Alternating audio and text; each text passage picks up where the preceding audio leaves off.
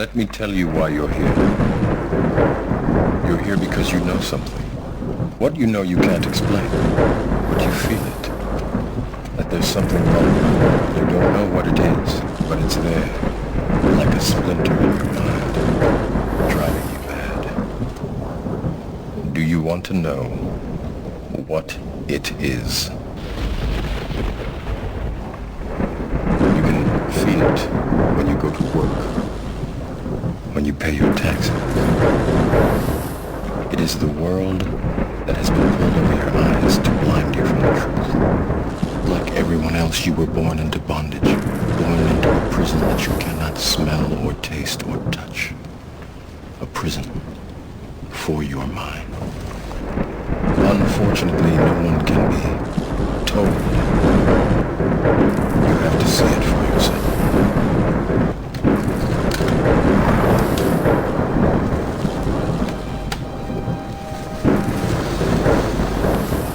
This is your last chance. After this, there is no turning back. You take the blue pill. The story ends. You wake up in your bed and believe whatever you want to believe. You take the red pill.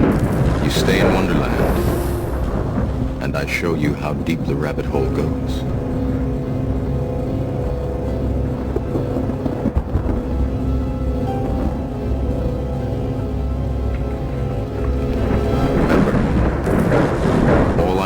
Is the truth, nothing more.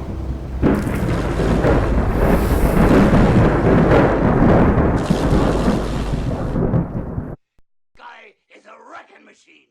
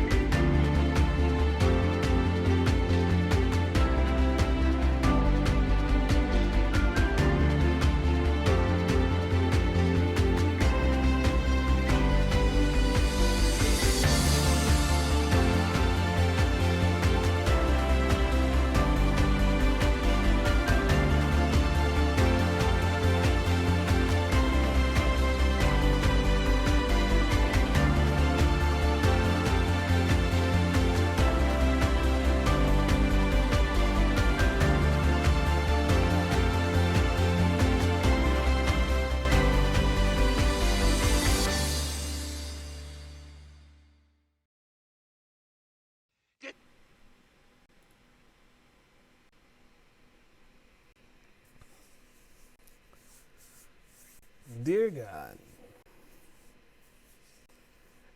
we need to have a talk about a few things. Today, we have so many people from Israel truly believe they have the authority, they have the power, they have everything they can under their authority to question God about anything.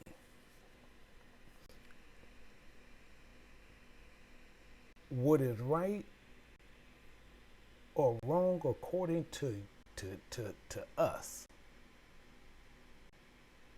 That's what according to God, but what according to us, whatever we see that's wrong or what he has done and we see that is wrong, we want to check God. We do it daily, we do it monthly, we do it weekly. We gonna check God.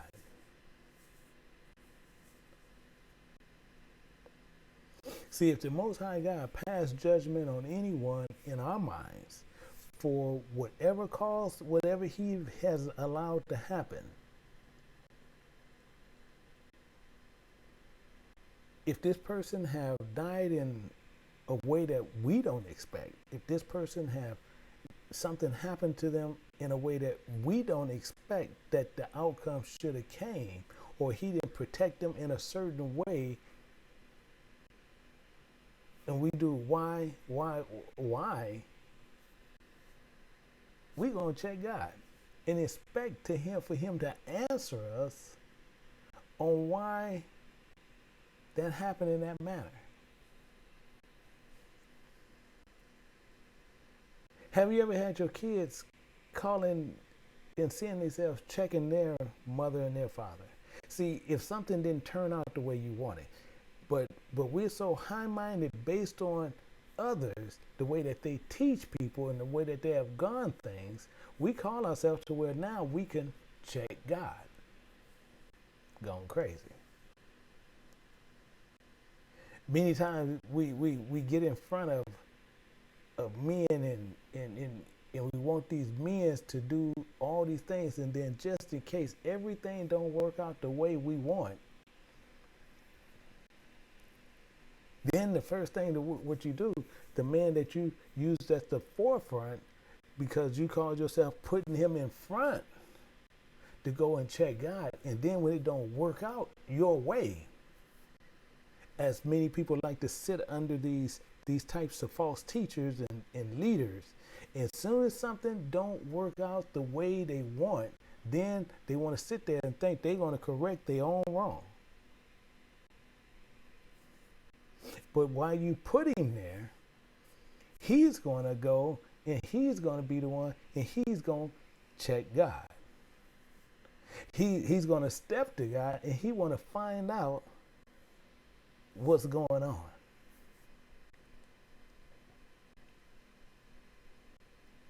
See, we have to really look around to see Israel as a whole, to show you the issues that we really have. See, everyone, we always look, we're complaining about everything. We complain about our positions that we're in and everything that went on. And in the main forefront, and the problem is we broke a vow, and our forefathers broke a vow with the Most High God. And then since we're in a predicament, we never thinking of us. So now this world that's running, and we're here, and we're not running nothing. Absolutely nothing. See, we're here, and we're mainly entertainment for Gentile nations. See, we're the entertainment for basketball. We're the entertainment for football. We're entertainment for boxing. We're entertainment for golf. We're entertainment for track and field. We're entertainment for tennis. We're entertainment for baseball. You name it, and we're one of the main attractions, fulfilling the satisfaction and fulfillment of their entertainment. A freak show. A freak show. And if we focus on what we have as much as we train, if we focused on the Most High, as much as we train for these freak shows and towards these sports, and we put that focus towards the Most High God, things will be a lot different. But we focus more on the freak show. However, you know, he said always, he said he will be the tail and they gonna be the head. See, the God of Israel divided the world into 12 parts. See, this part we know. We know it because it's in Scripture. However, only known Jacob, from the loins of Jacob, and his Israel came from him. And the Most High God giving him his word, his statute, his commandments. In fact, in the time of Moses, he covered us. And then when it went forth, then Joshua went forth. Then as it kept going, then the mouth of Moses, he promised another servant like him. He gave Yahushua to speak the words to a people that are lost. To a people that is lost. And see, and he answered, and the one who said it was Yahushua. He said, I am not sent but unto the lost sheep of the house of Israel. So he came to the lost sheep of the house of Israel. It's not saying in a plural. He came to one people. One people. Only the laws was given to Israel. All through Scripture, all you'll see is Israel, Israel, Israel, but people have shown you differently. And then they even have you to check God. He got it wrong because he came for everyone. So for whatever reason, we had to pull God or pull his coattail, and then we're going to sit there and we're going to talk to God as if we control God. We the one broke the covenant, and it's written in his laws in the outcome of even breaking his laws. But we still going to question God why we as a people are treated so poorly here today.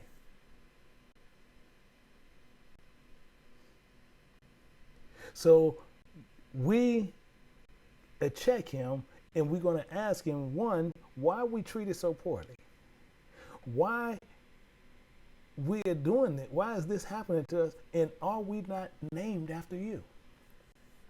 The Most High God of supposed Israel now. So we are conjured up in our own minds as if we can check God and make him the tail, and now we're the potters and we're the head. In fact, some of us even question and reminds him, are we not your firstborn? And if something went wrong, the first thing we do, we check God. So I'm gonna tell you something. This was a while back. I was a teenager. Me and my brother, we riding the RTD bus. We heading on our way home. And I don't remember who asked him the question, but it was a gentleman on the bus. And he was deaf. And I don't know how the conversation came up, but the guy was deaf, but he can read your lips. And he can talk. But one of us asked him, I don't know who asked him, but one of us asked him, how did he become deaf? His response was, God effed up. But he said the full word. God effed up. See, he checked God.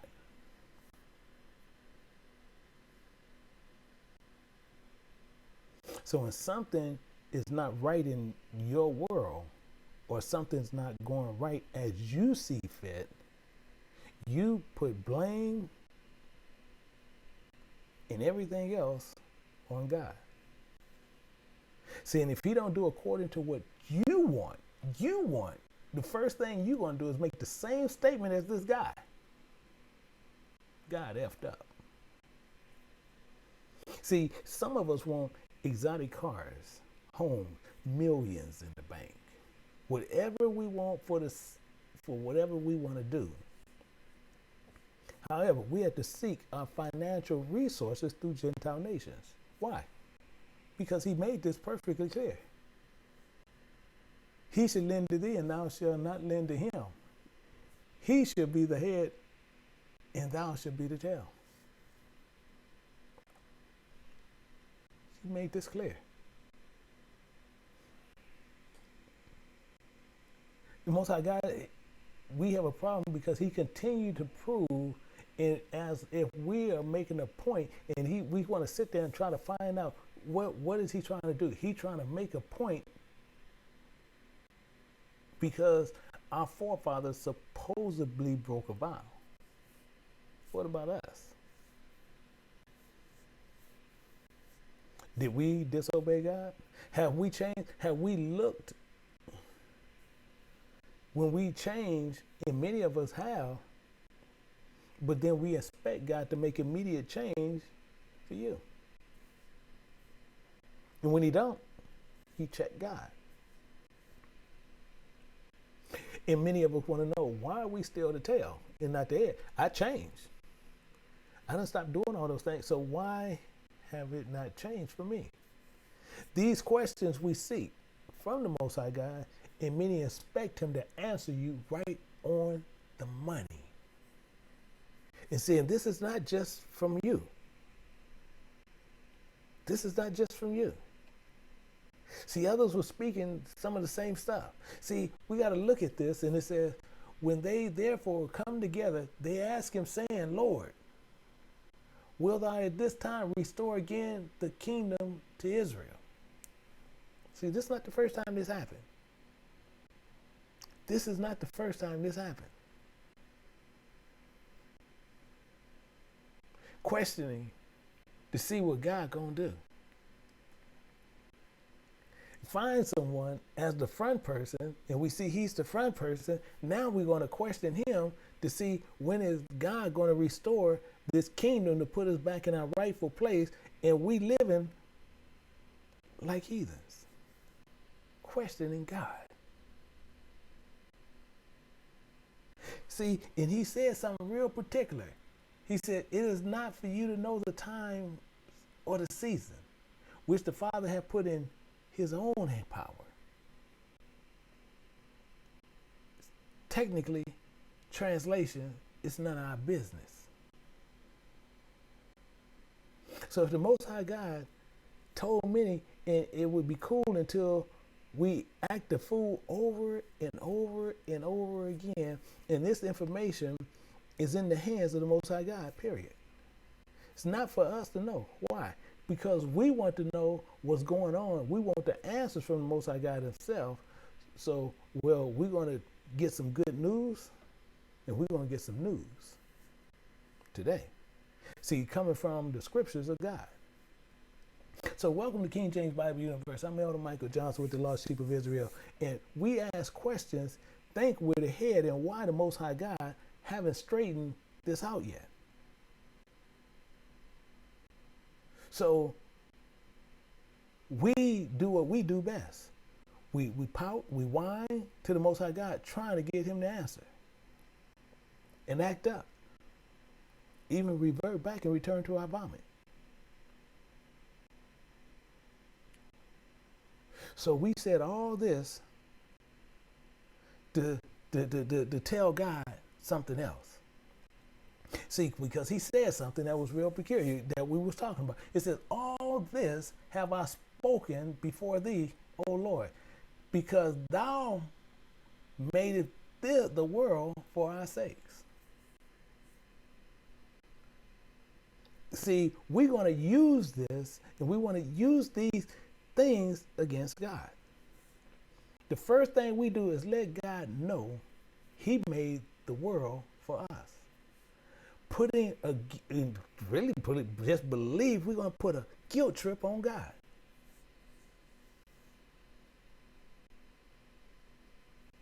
Really believing we're going to put a guilt trip on God.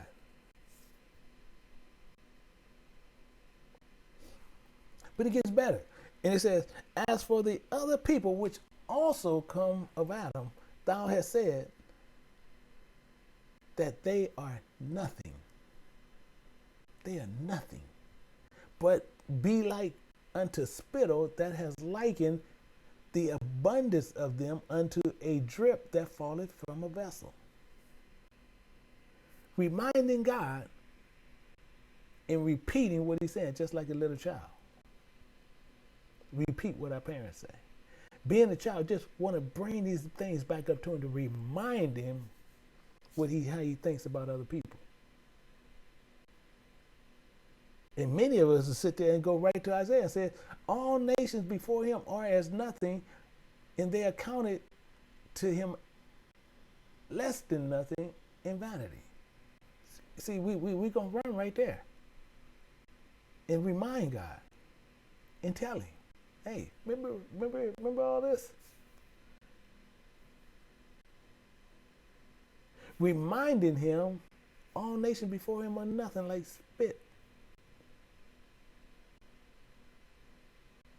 So we being a child, regurgitating the same thing back to him. To call ourselves, we're going to check God. We're going to check God and find out we done did all this and we done changed for 3 days. And you haven't did this. Didn't you say this? We done changed for a month. God, you don't remember this? You don't remember he said, why haven't you, God, I've been changed for a year. What's up? You said these people are nothing to you. So why I'm not why I'm not put back in my position? See, and we go even on more. It says, now, O Lord, behold, these heathens which have been reputed as nothing have begun to be lords over us and to devour us. So the Most High God, why haven't these Gentile nations, as what you said out your own mouth or from your own prophets, reputed, saying they are nothing, they just like a spit that fall from a vessel, they begun to be lords over us, Father. Do you remember this, what you said? You gonna check God. It even went on more where we go. It says, but we, thy people, this is what we do. We checking God. Whom thou callest thy firstborn, thy only begotten, and thy favorite lover are given into their hands. What's up, God?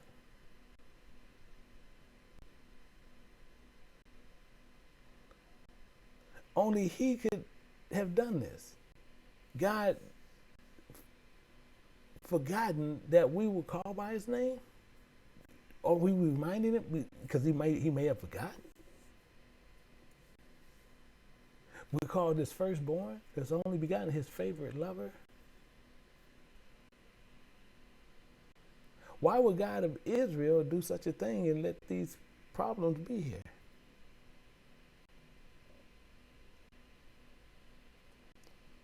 See, we checking God. We got to make sure if the world now be made for our sakes, why do we not possess an inheritance with the world? How long shall this endure? How long we have to go through this? God, I told you, I changed last week. Most High, I changed a month ago. Most High, I changed 6 months ago. I made a vow on New Year's and I changed. Why you haven't restored us back to where we belong? Why have you done these things and put us back in the position we need to be in?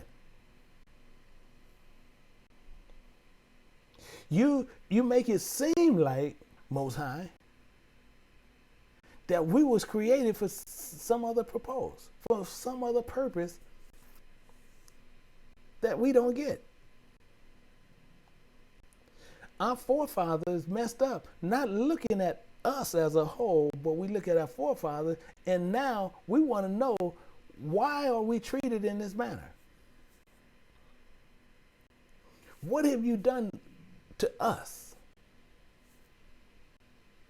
See, we even went more, and is Israel a servant? Is he a homeborn slave? Why is he spoiled? Why? Are we just born for servants for the world? Are we what you want to call a slave factory? Oh God. We seek these answers and trying to get you to understand, God, all these questions we have and we need you to answer them. And what's the issue? So we asked the Most High God. We named after him, Israel.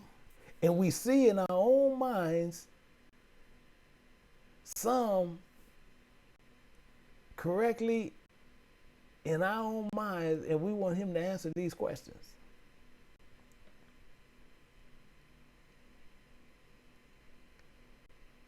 So we done step to God and want to know what's the problem. We done did these things and we're going to check God. We done went so far, and that showed we don't have no fear of God. See, let's look at it this way. See, men do therefore fear him. See, the ones that respect God fear God.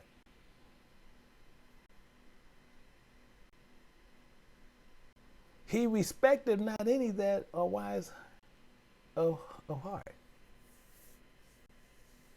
He respecteth not. See, because the ones who goes to him, checks him in those manners, don't have respect for God. See, you're the one who want to have a pity party when something don't go your way. You're the one when something don't hit just right, you gonna put the blame on somebody else because it can't be you because you're perfect.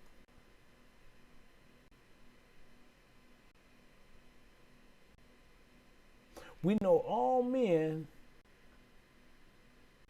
that love God fear God and won't do all these things. So if you know that the Most High can destroy the body as well as the soul, we're going to step to him and ask him those questions.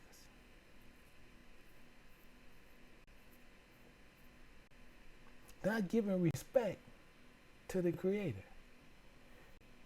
Questioning him. See, the same thing being righteous in your own eyes. We go in churches today and they do the same thing with Job. Everybody love the way Job was, but understand that these three men ceased to even answer Job because he was righteous in his own eyes, the same as we are righteous in our own eyes.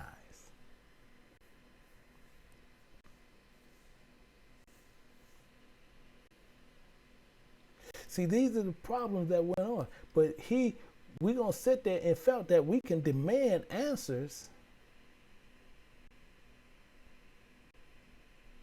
And the problem is, the Most High God is when he answers you back. The problem is when we going to call ourselves, going to demand some questions for him to answer it, and he answers back.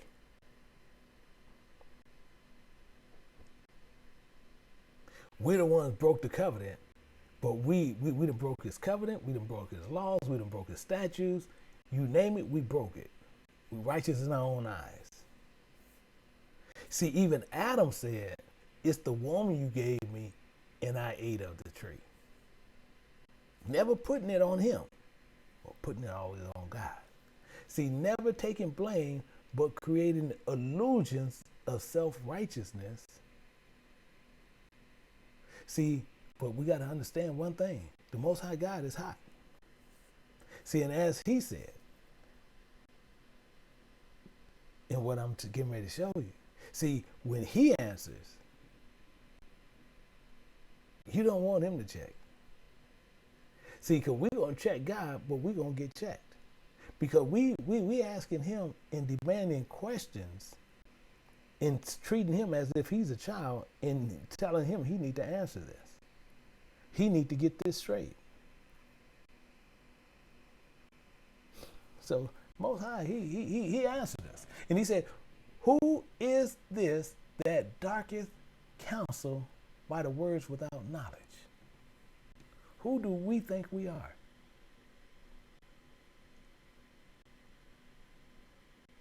Who? We ask, so we better listen up. Who is this? Who is this then sit here and want to talk to me about this?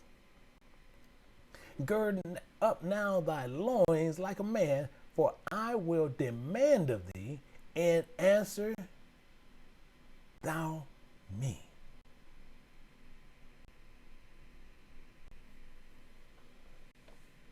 It's not that kind of party. You demanding of God. He demands not of us. Really? We haven't did nothing. and the world was made for us, like we told God to make this world for us, really. See, that's how we came to him. God, we want you to make us the world for us, for our sakes. Oh, okay. And he go do it. See, that's how we came to him. As if God going to do all these things for us as we told him. We instructed him. We told him what to do. So he got questions. He got questions. First thing he goes, where was thou when I laid the foundations of the earth? Declared if thou hast understanding. Where were we? In fact, where were our parents? In fact, where were they parents? In fact, where were they parents' when he laid the foundations of the earth? Where? It don't say we. He said I.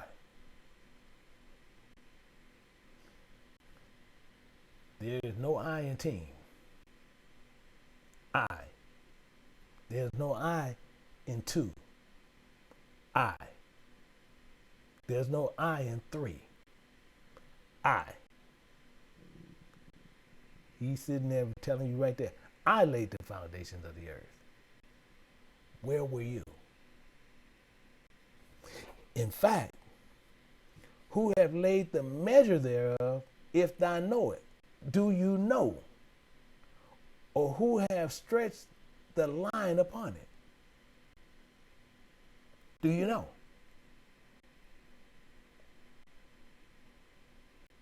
Oh, but it was made for our sake. So did we give him the measurements and everything that we needed done? And he's sitting there asking us, where is this information? Where did he get that information from? Who laid the measurements? Who laid the measure there? Who did it? It's made for your sake, right? You the firstborn, right? You know it. See, this is the problem. Whereupon are the foundations thereof fastened, or who laid the cornerstone thereof? You got people out there believe the world is flat, and the world sits on stilts. Don't know. It's actually just funny just thinking about it. It's just funny just thinking about it. They sitting there telling you, and he's sitting there, whereupon the foundation there fastened. Where is it fast? What is the earth? The earth hangs on nothing. How? How? See, he says even more here. Or who shut up the sea with doors? Now, I didn't even know the sea had doors. Who shut up the sea with doors when it break forth as if it had issue out of the womb? Can you explain that? You see, he's asking the question. And we didn't even know the sea had doors. What he called doors. He went on. When he ain't saying us. Oh, it was made for us, right? No. When I laid the clouds, the garment thereof, the thick darkness, a swallowing band of it for it, and break up for it my decree place, and set bars indoors, and said, hereunto thou come, but no further. And here shall the proud wave be stayed. How in the world did he do this? Tell the water to stay where it is. Actually, you remember when Yahushua rose up and rebuked the wind and the sea, said, "Peace be still," and the wind ceased, and there was a great calm. And then the disciples said, "What manner of man is this? Even the wind and the sea obey him." So you shouldn't wonder why the waves stopped, because his word was in that man.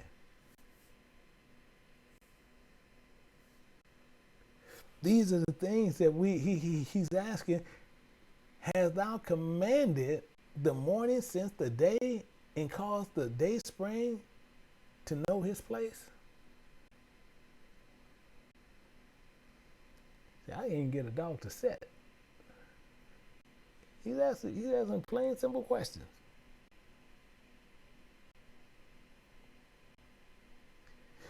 So, where is the morning since thy days? And cause the day spring to know his place. How do you know what order to put them in? It was made for us though, right? It was made for our sakes. It was made for us. And where is the way where light dwelleth? Okay. Where is the way where, where is light hanging out at when it's not with you? When it left you, where did the light go? And as for darkness, where is the place thereof? Where do it go? Just because it'll get dark here and light somewhere else, that don't mean your light went to their light, or your darkness went to their darkness. See, that's not what he's saying. He want to know where that light dwell that was with you. That's a good question. No, where is it? We don't even know these things, and we question the creator of them. That's what he's trying to get us to understand. He created this, and we questioning him. That thou shouldst take the bounds thereof, and that thou should have known the path to the house thereof. So now he's saying they got a house. Where?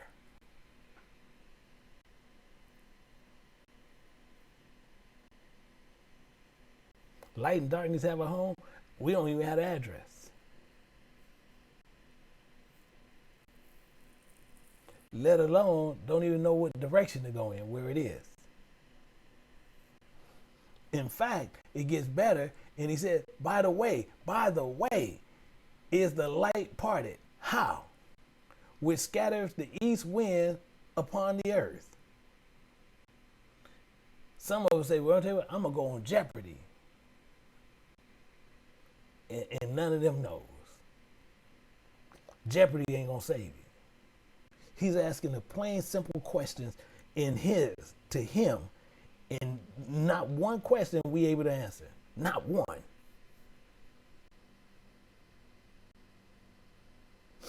In fact,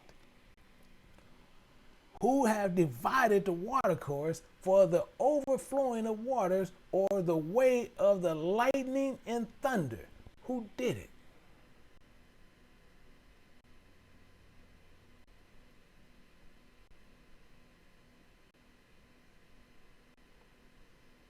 See, and we got many people, as he's doing this, and same as you got a lot of Israelite people do, when you get questions and they know they can't answer, the first thing they'll do, they'll try to throw it, who did this? No, don't worry about that. You answer these first, then I answer that question. But we love to do that. We love to do that. To cause the rain on the earth where no man is, on the wilderness wherein there's no man. Then we'll say something stupid. We're going to do something stupid. Okay, so why are you making it rain where no man is? See, that's silly. But we do silly things like that. That's the first thing we're going to do, get caught up in our stupid flesh and say something stupid and sit there, well, why you making it rain where no man is? The world is his, and the fullness thereof. Then he even goes on, in fact, have the rain a father. Do rain have a father? Or who have begotten the drops of dew? So if rain have a father, how do dew? So what is dew? The offspring from the rain?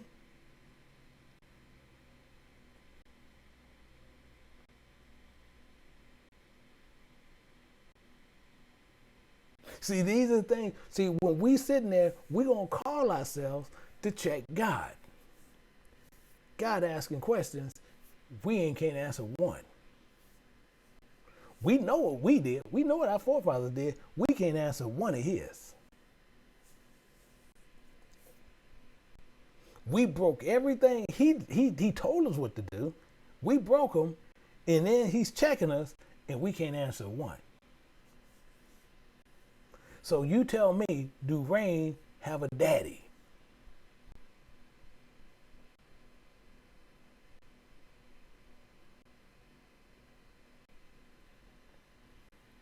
And who have begotten the drops of dew? Out of whose womb came the ice? Where? Who womb we came out of? In hoary frosts of heaven, who have gendered it? Tell me which one it's going to be. Who?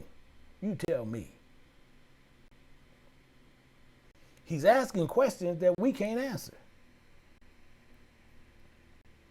This is the silliness we do. We in somebody who we can't answer not one question.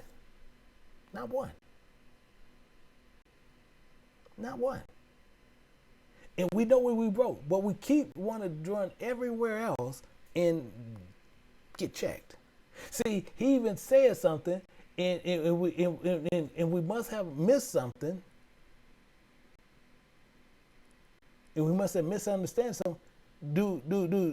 What womb did ice come out of? Can't even answer it. Can't even answer it. In fact, can't thou bring Mazzaroth in his season? This ain't talking about the cancellations of Hades. And some say Mazzaroth, but you can pronounce it either way. But this is nothing but talking about the cancellations of Hades.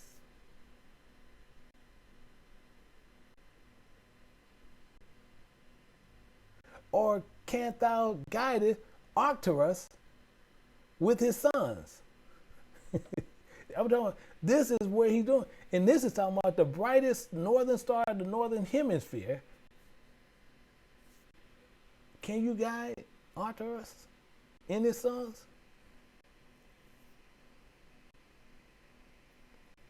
Now you're talking about things up there. Can you? He's checking us. In fact, knowest thou the ordinance of heaven? Canst thou set the dominion of in the earth? Do you know the instructions of heaven and set them in the earth?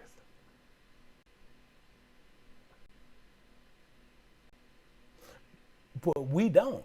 But we have fools say they do. Oh, well, I know how to get it right. They put me in charge. I know how to get it correct. Really? Stupidity. Stupidity.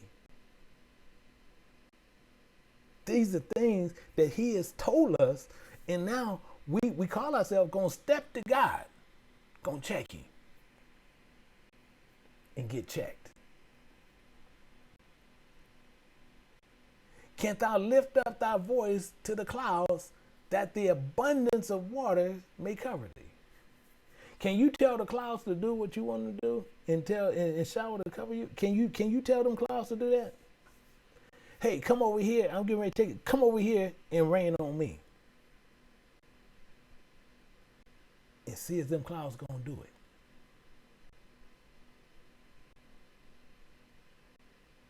In fact, can't thou send lightnings that it may go and say unto thee,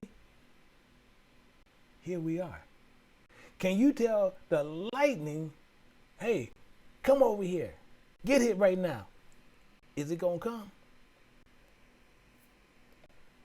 Here we are.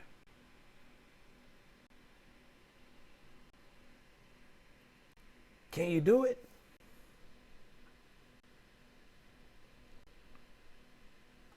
In fact, who have put wisdom in the inward parts, or who have given understanding to the heart? See, now we all confused. We discombobulated. But we know he did this because he tells you in Jeremiah 31:33. But he has said, this covenant I will make with the house of Israel. After those days, saith Yahweh, I will put my law in their inward parts and write it upon their hearts, and will be their God, and they shall be my people. We know he did this. But we're going to check God. So what kind of heart do we have? What kind of heart do we have? See, we sit there and then let something else germinate in our heart. Because we're going to check God. So in fact, he even asked another question. Will thou hunt for the prey for a lion and feel the appetite of a young lion? Yeah, you can get killed. Go hunt a wildebeest for the lion and feed it to the young lion, and see will you not be part of the meal.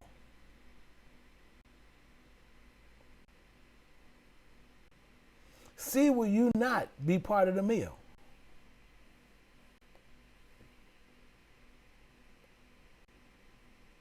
And when they crouch in their dens and abide in the convert and lie in wait,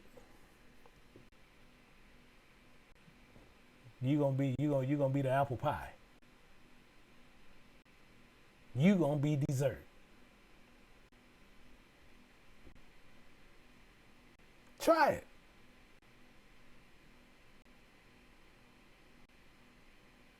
These are things what we always love to sit there. We gonna check God. When something don't go our way, we check God. He and who proveth for the ravens his food. Who? When his young one cries unto God, they ain't calling unto us, calling unto God. They wander for lack of meat. Who made these things, if we know it?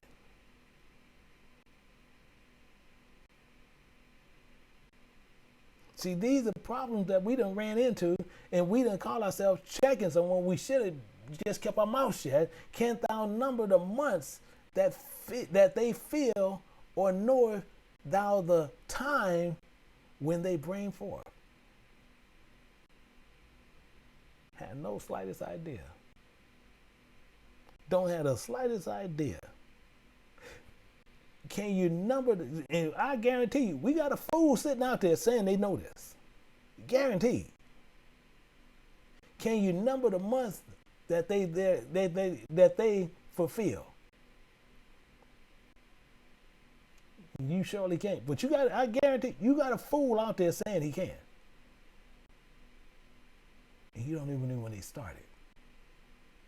That's the point he's making. But you got a fool out there saying he know it. Guaranteed. Guaranteed. And then it even says, whose house have I made the wilderness? In the barren land, his dwellings. Where he switched them. We're in the wilderness, and we have somebody else on the land that's still is barren. Because when it's put in the wrong place, it's barren. It lies desolate. So you got some other people in Jerusalem and we're in the wilderness. But that land is barren. Because we continually, and we're going to check and question God for him to give us an answer.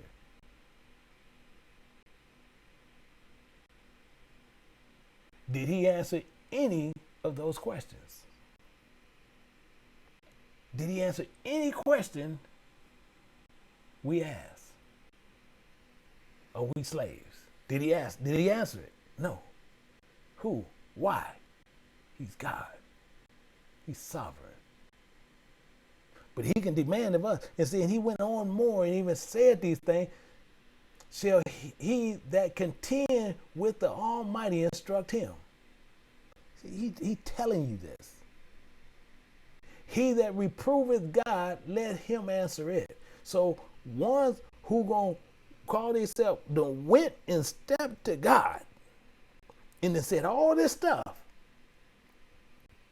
and you're gonna instruct him and you're gonna question him, you answer those questions. Him that reproveth God, you the one gonna check God, let him answer it. You answer these questions.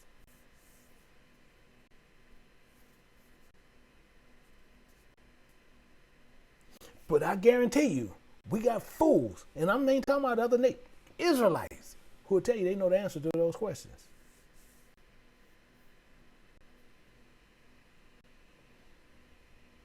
And he said, let them answer it. And then you tell them to show it to you according to precepts. You're going to contend, you're going to fight with the Almighty, and then you're going to instruct him something. And then as you reproving him, he said, you the one reproving me, you answer these questions.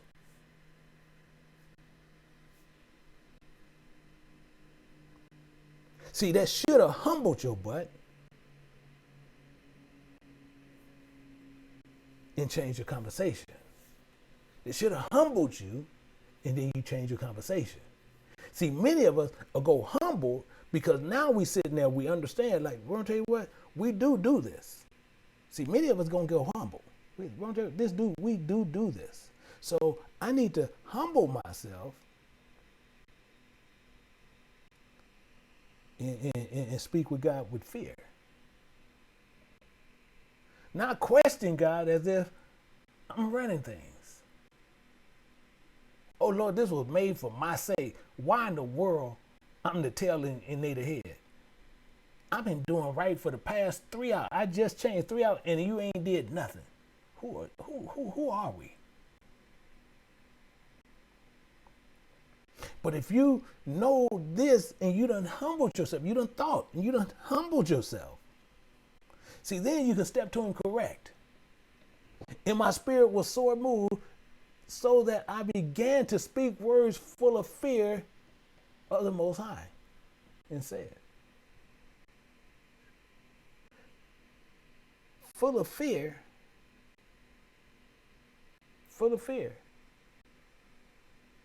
See, because we know one thing. See, the Most High God was angry.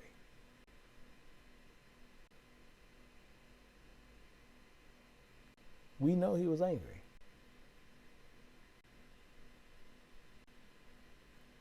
He was sore. We know my spirit was sore.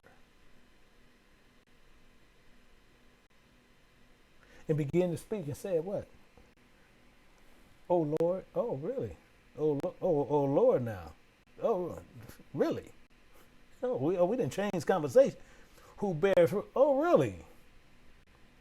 Thou speakest at the beginning. Thou speakest at the beginning when thou doest plant the earth. Oh now you're talking like you got more common sense. And that thyself alone. Oh, now you coming to me more correct is what he said. See, now you know how to come to him. And commandest the people. So now it's, oh Lord, created the earth alone. See, now we done got some get right. And now we're going to speak right. And now give us a body unto Adam without soul, which was the workmanship of thy hand, and did it breathe into him the breath of life, and he was made a living before thee. Really? So now he's speaking with more sense. See, he gave a body without soul. Meaning what? Meaning what? So he gave a body without soul. So he gave a body, so he gave us visibility and appearance as one can see. That's all he's saying right here. And then the second part clarifies it. But he said, and actually, let's look at an example. We're going to look at 2 Kings 8 and 5. And he said, and it came to pass when he telling the king now that he had restored a dead body to life. So he changed him to where you can see a dead body that's laying dead, and he changed it to life, and then he restored it. So he went from one appearance to another appearance. He appeared dead, now he's not dead, showing the appearance. That behold, the woman whose son he had restored life cried to the king for her house, for her land. And Gehazi said, O my lord, O king, this is the woman, and this is her son, whom Elijah restored to life. So he went from one state to another. Let's look at what it also says in Colossians 1:15, who is the image of the invisible God, the firstborn of every creature. So it's showing you the exact flip sides of what's going on. So he gave it a body without soul, so we had the appearance, but we didn't have the spirit. That's all he was talking about. This is all he was saying. So now we were made to have an image to appear, but we didn't have life, so he had to breathe something into us to get it there. That's why he says, which workmanship of thy hand do it breathe into him the breath of life, the spirit which made living before thee. So he gave him the spirit. Let's look at some more. And it says, and thou leadest him into paradise, which thy right hand planted before ever the earth came forth. See, now we talk, you see all the sense we're talking with now? So we have to understand what this is also saying. So it's saying, and thou leadeth him into paradise. So this is one of the problems that we have. See, we don't sit there and try to make we try to make the cart go before the horse.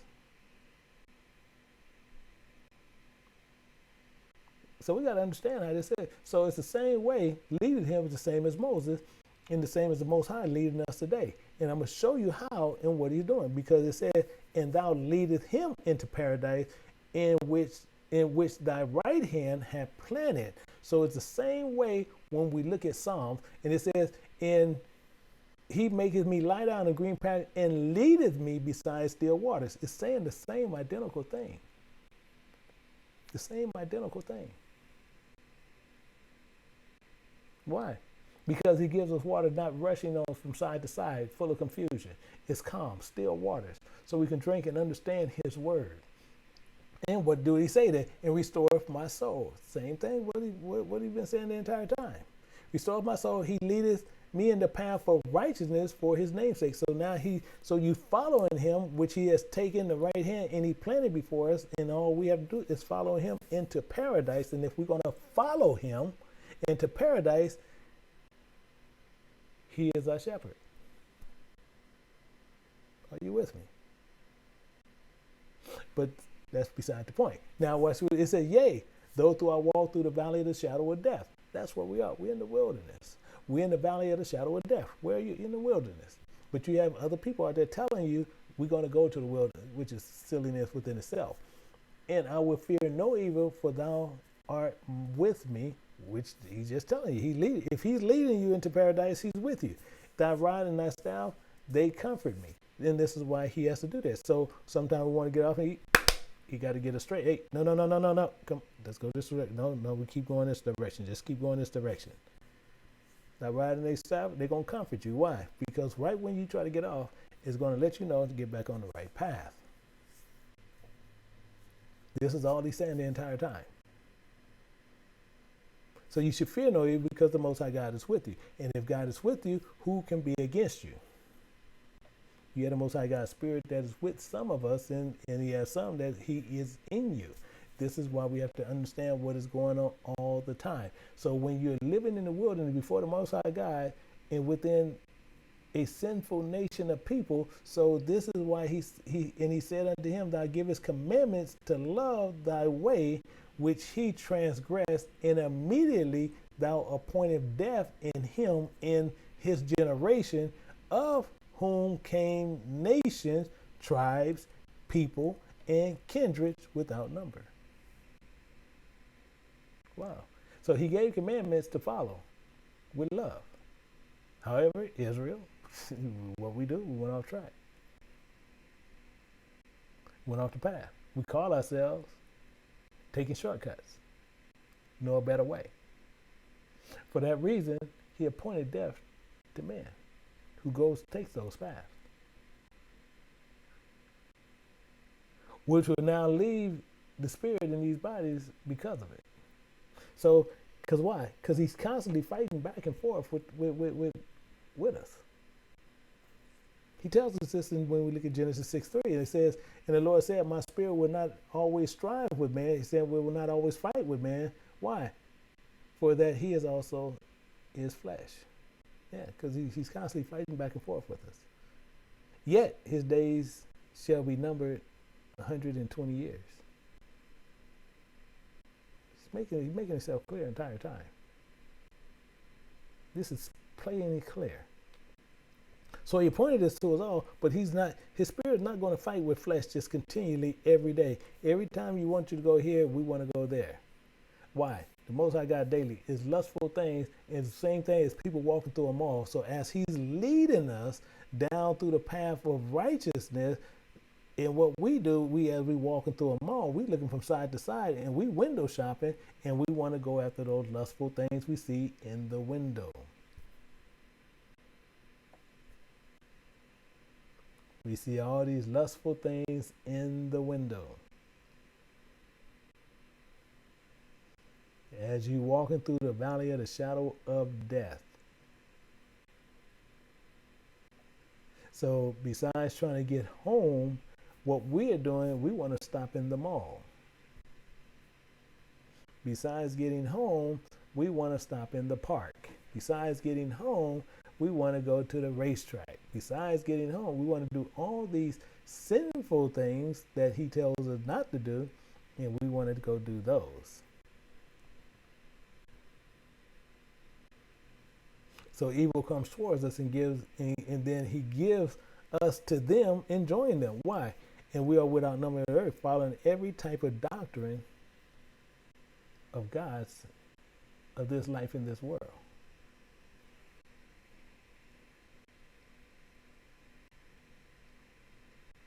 Why? And he gave 12 nations from the seed of Jacob. He named Israel 12, and now they're without number. But the problem is we continually did these things, and this is what we do. And every people walked after their own will and did wonderful things before thee and despised thy commandments. We had them. They in us.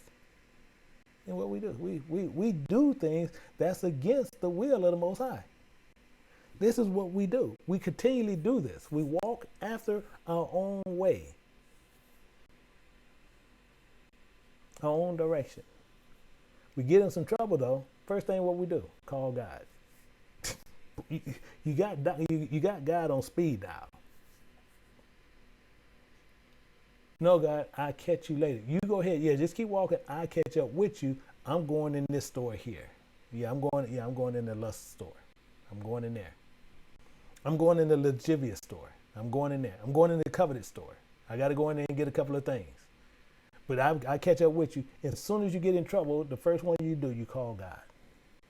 You call the Most High God of Israel. As soon as you get in trouble. And he's telling you, come on, no, don't go from side to side. Just follow me. No, I got this. And then as soon as something goes wrong and you get left, and then you want to question God, why did that happen? Or your son, your daughter, your mother, your brother, your mama, your husband, your wife, your uncle, your grandfather, your grandmother, they went off on that trail, and then something happened. And then you want to, God, why you let that happen to them? They just went in the lust store to get a couple of things. So why did you let that happen to them? Really? Are we serious? It's disobedience. Despising the commandments of the Most High God. You obey His voice. Having too much more fun walking through the mall, and all we have to do is obey His voice. And then when we don't obey His voice, sometimes He has to use that rod. That's what He was saying. Now rod and that staff comfort me. Sometimes He has to use it.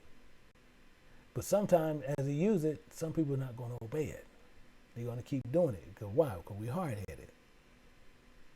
So it went on. And so again, over the process of time, thou brought forth the flood, the doctrines upon those that dwelt in the world, and destroyeth them. So those doctrines were going to destroy them. Because they listen to other people as they go in there. No. Well, no, you're in the store. Well, yeah, I need to go. Well, I'm in the store of lust right now. Yeah, go ahead and rein me up, and I need to go catch up with the Most High. Well, no, you ain't got to go catch up with Him. I can show you the way. You can show me the way? Yeah, I can show you the way. He don't know only one know the way. I can show you the way, and you'll be able to guide just like Him. These are things we get caught up on.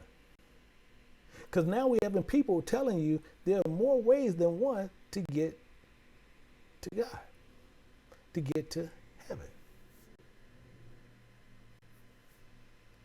They're bringing forth a flood of doctrines. And then for that reason alone, for that cause, Yahweh should send them strong delusion that they should believe a lie.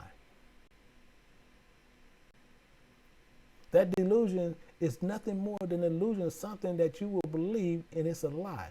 So who's going to send it? The Most High God. It's telling you right there. And this costs God.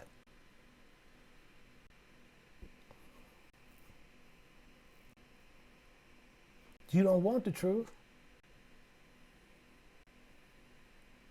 You're hard-headed.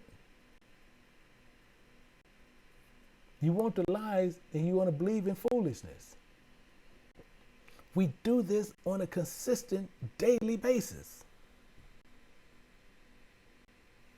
He even says more, that they all might be damned who believe not the truth, but have pleasure in unrighteousness.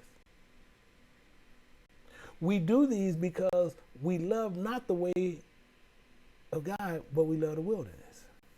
We choose to go our own ways. We never look to go what we want to do, and we always want to go our own direction.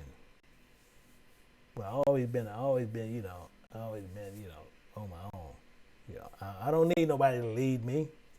Okay, guys, I tell you what, text me the address to heaven. I'll meet you there. I'm gonna go into the Jivia store. But text me the address, and I'll meet you there. See, we should be damned and killed, believing not in the truth. So, in what He did, He made sure this is going to happen. Why? Because He clears this. Now, therefore, behold, Yahweh put a lying spirit in the mouth of all these prophets and all thy prophets, and the Lord has spoken evil concerning thee. You want to do that? Go ahead. So got a lying prophet over there. And then if you want to believe it, you should know what the truth is, but if you want to believe it, you believe it. And we have people today believing in foolish, silly preachers. Foolish, silly preachers. Teachers. The containers of the spirits that's doing the talking. All because they want to hear silliness and confusion, drama. In fact, many of you guys want those positions because it pays well. He put a lying spirit in there for you. And then you return right back to it like a dog. People, I don't be calling me no dog. Well, okay, what about him? As a dog returned to his vomit, so you go check God. See, because that's what God, won't they, that's really kind of disrespectful, God saying it that way. Yeah. See, because you one of them. As a dog returned to his vomit, so a fool, F-O-O-O-O-L, fool, returned to his folly. People can't stand neither one of those words. He calls you both. Revelations 22:16 tells you. No, 15 tells you. For all without, not doing no command, is a dog. Same he says is a fool returned to his folly. The first thing you want to do is check God. I don't think that's real. I don't think that's really nice. Okay, then you go check God. Answer those questions. These are things that we have problems with. These are the problems that goes on. So when you go over that process in the proposal of those doctrines, which is death, that comes to you. Why? Because it came to pass in every of them, that is, death was to Adam, so was the flood to these. So the same thing over the process of that time, the same as death to Adam, same as those doctrines are going to be to us. Death. So as we sit there and we see many of our own people, many of our own loved ones running in those churches, same as making it clear right here. Over the process of time, this as death was to Adam. Did Adam die? Yeah. So was the flood to these. There's a flood out there right now. And seeing them, I'm not just saying just on Sunday church. You got many of these places running today. You got ABC camps out there like crazy, teaching doctrines of devils.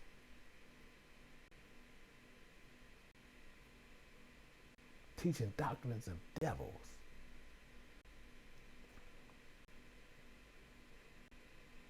Adam lived 930 years when he died.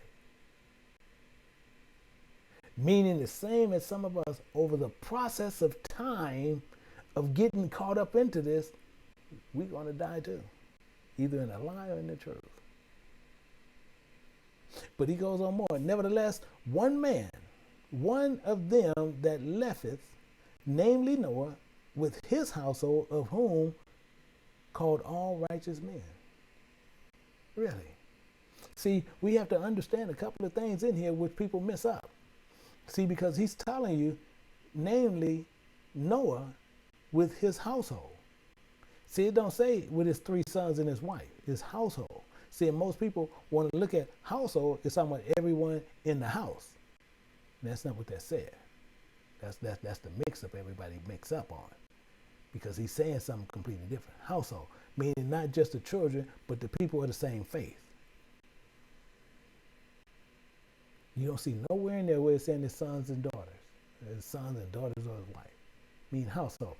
Let's look at an example of that. Behold, when I come into the land, Rahab, and they telling Rahab what's going on. When they come into the land, thou shalt bind a line of a scarlet thread in the window which thou doest let down, and thou shalt bring thy father and thy mother and thy brother and all thy father's household home unto thee.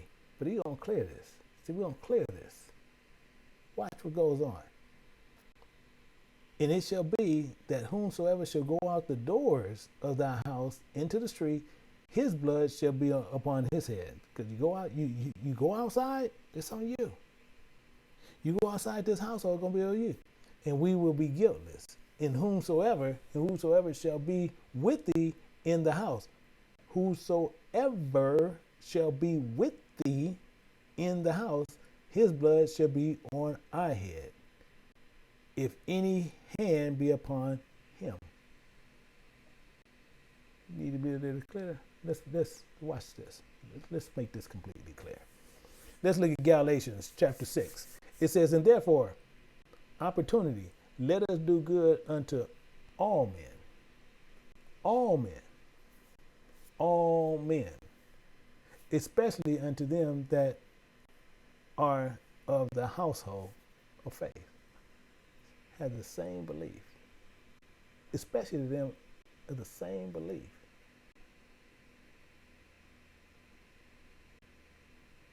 The same belief in God. How? Let's make sure we understand that. Now, therefore, we are no more strangers and foreigners, but fellow citizens with the saints and of the household of God. It's clear as day. That's what he was talking about. That's what he was making clear, that people will sit there and try to tell you something differently than what it's not. So if we do this, he wants you to be of the same household, the same faith, the same God. And when it happened, when they dwelt upon earth, they began to multiply, and they begotten many children, and were a great people, and began again to be more ungodly than the first. This is what we good at doing, because many are going to still be ungodly and not of God. But they'll say they are of God, but be more evil than the first time when you see them in the Bible. So they thinking that back then was bad. They worse now. They worse now than the ones that was back then. But it gets better.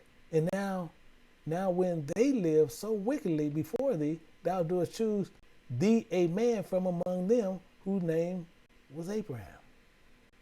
So the same back then, same he did today. He chose Abraham. And what did he do? Whom thou lovest.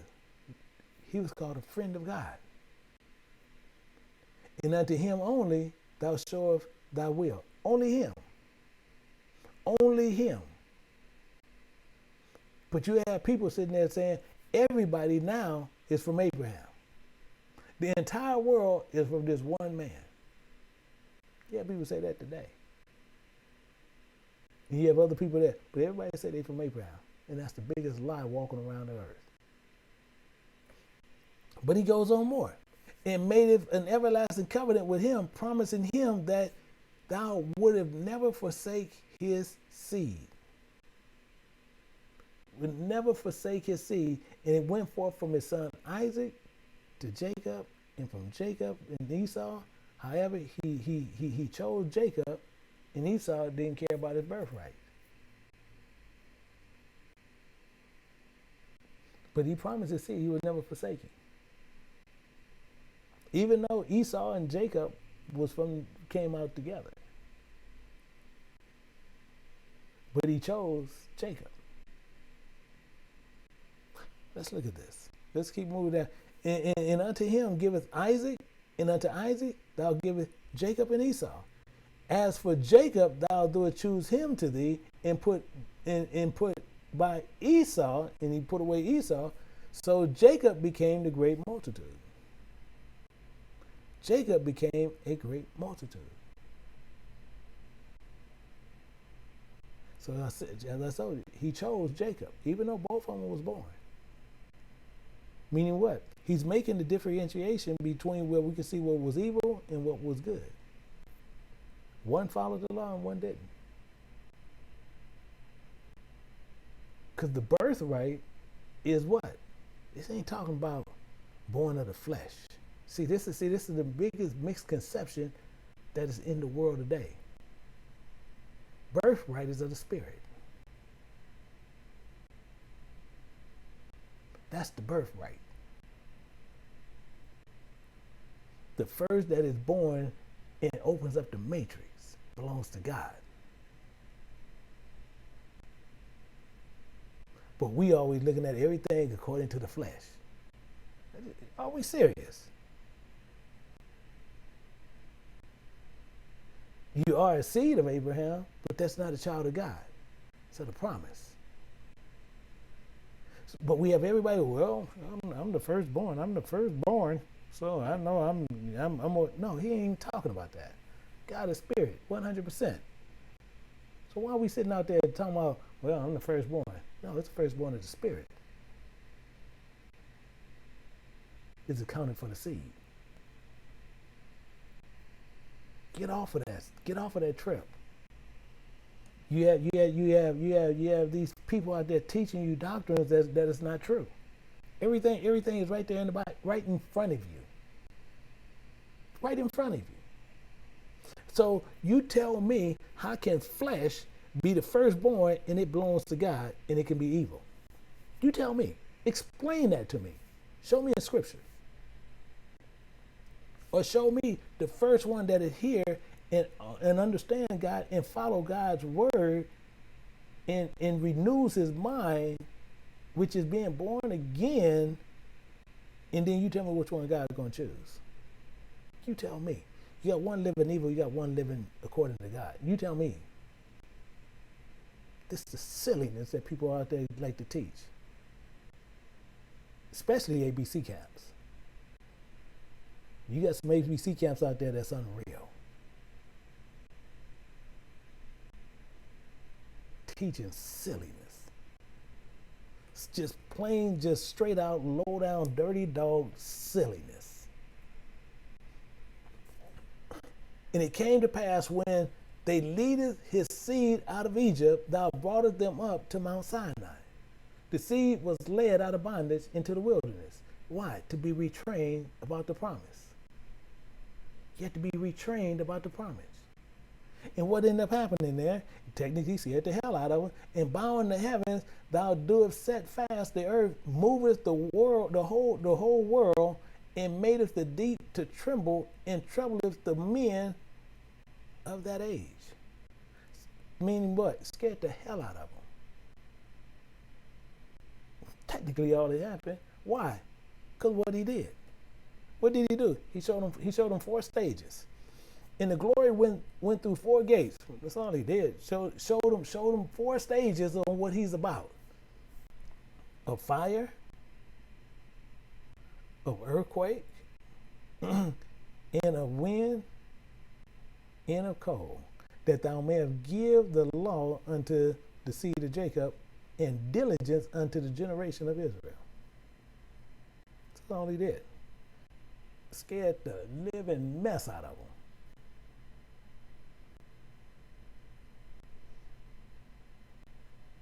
However, what we got to remember is the Most High God was in none of them. In none of them.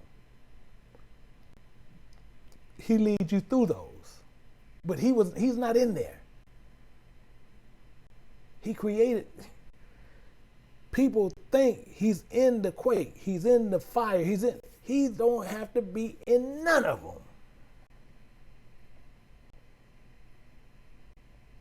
And not in none of them. Let's look at this. 1 Kings 19:11, he said, go forth and stand upon the mount before the Lord, and behold, the Lord passed by, and a great strong wind rent the mountains, and break into pieces the rocks before the Lord, but the Lord was not in the wind. And after the wind, a quake. But the Lord was not in the quake. He wasn't in the quake. Wasn't in the wind, wasn't in the quake. But it gets better. It gets better. And after the quake, a fire. But the Lord wasn't in the fire. But guess what you hear? And after the fire, a still small voice. Really? Are you going to follow the voice? Go through all this troublous times, or you going to follow that voice? He's not in those issues which we just seen. But you hear a voice. The Most High God, he's the creator of them. He don't reside in them. Those to show his glory, his power, his strength, obey the voice of the Most High God and follow him. That's what he's trying to get you to understand. So those tools is to show the seed of Jacob daily his laws is real, and we have to give diligence to what he has said. See, even as Paul said, and when you know that and it scares you half to death, see, even Paul said, on which the promise are 12 tribes, instantly, you run into those, instantly, you run into that quake, instantly, because I know some people sit there, man, I don't like to come to Cali, man, y'all got the earthquake. Instantly, serving God day and night, hope to come. For hope's sake, I'm accused of the Jews. Instantly serving God, going through those stages. See, because what we got to remember is this. The Most High God caused the deep sleep to fall upon Adam. Understand, slow this down. The Most High God caused the deep sleep to fall upon Adam. Keep in mind, keep it on. The Most High God caused the deep sleep to fall upon Adam, mankind. He caused the deep sleep to fall upon Adam, and Adam slept. He slept. Adam slept. And he, who in the Most High, took one of his ribs, one of his spirits, and closed up the flesh, instead, in replacement thereof. Instead, replaced. But I didn't read it today. They sitting there saying deep sleep fell upon Adam and he slept, and he took one of Adam's ribs out. You have fools out there teaching that same silliness right now. And it tells you right there. Slow it down again. We'll look at it. We'll do the slow-mo. We can do the slow-mo if you want to. And the Lord caused the deep sleep to fall upon Adam. So we know Adam is asleep. You go to Genesis 5:2, you know Adam is man and woman. And it says, and he slept. So we know Adam slept. And he took one of his ribs, took one of his spirits, and closed up the flesh instead thereof, and replaced it. You can go all through the Bible and you'll see instead, even this today, you'll see it gonna say replace. And he was in his stead. And this one died, and then he was in his stead. And this one died, and he was in his stead. And this one died, and he was in his stead, and replaced. These are things we run through today. This is the silliness that people teach. And this is why I say it's so important to understand what's going on. You know, many people are going to still want to dance around with different people's doctrines. And rightfully so, go to hell. So we got to see what went on. So even when the Most High gave him the Spirit of God, he gave Adam his spirit. Watch what happened. See, it didn't matter. And they were both naked. They were both in sin. The man and his wife. They was both in sin, naked. And were not ashamed. Are we serious? So this is why this is the issue. This is why some of us check God. We were both in shame and we were both naked. He was not ashamed at all. Even though we have the Spirit knowing we were doing wrong. We have a complete connection with God now. And we still do wrong. Meaning what? They was ashamed. Were they ashamed when they had committed abominations? Were you? Nay, no. We're not ashamed of doing nothing. When we committed abomination, were we ashamed? No. At all. They were not at all ashamed. Not one small inkling ashamed of anything. That's why we can sit there and go check God.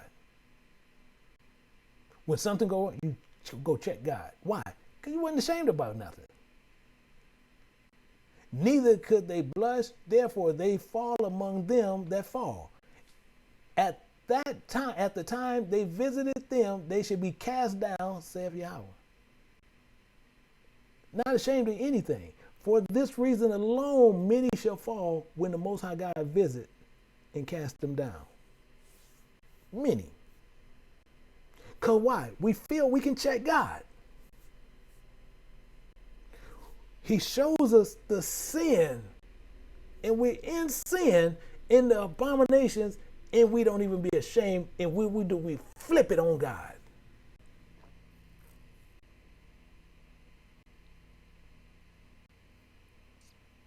And we flip it on God. See, and God even did this to make sure. And yet took it thou not, N-O-T, not away from them a wicked heart. They didn't take that away. You have to circumcise that. He didn't take that away. He gave it to where you could choose. That their law might bring forth fruit in them. So you can choose. He didn't take that away for that reason.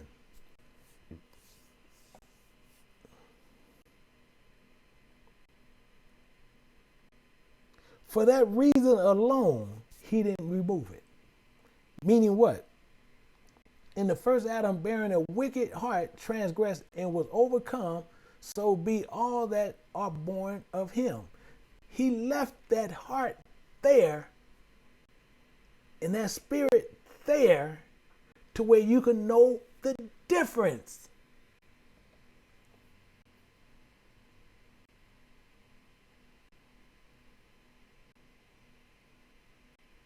And what do? Not ashamed. We're not ashamed at all. Why? Because he tells you right there, and the Lord God said, behold, the man is become as one of us to know good and evil. Now you know it's evil. And let's put forth his hand, and take of the tree of life and eat and live forever.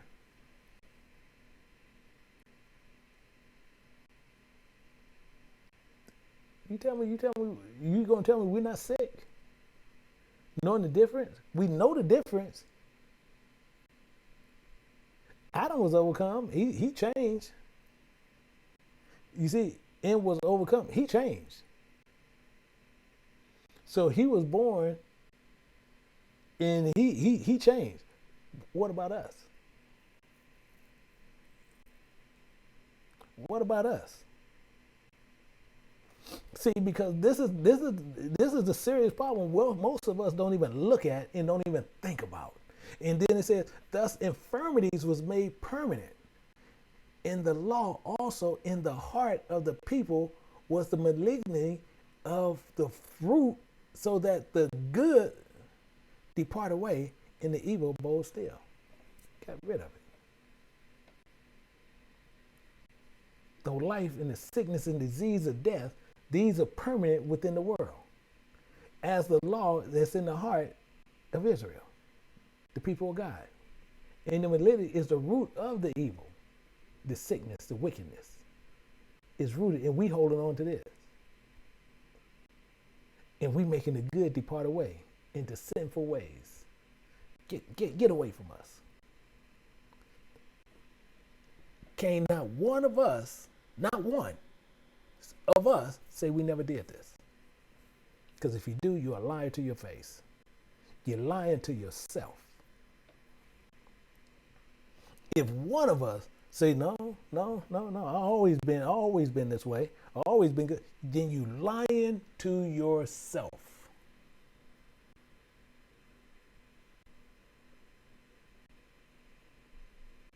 This is the problem with Israel. And then it gets even more. It says, so the time passed away and the years were brought to an end. Then doest thou raise up a servant called David. Now he going to raise up another one, David. And what did he have, David? And he tells you this. In whom commanded to build a city unto thy name, and to offer incense and oblations unto thee therein. So he commanded him to build another schoolmaster for illustration. He told me to build me another schoolmaster for illustration. But what did we do? And when this was done many years, then they that inhabited the city forsook thee. Didn't even matter. We still abandoned it. The ways of God again. He did this and we still did it. We still did it.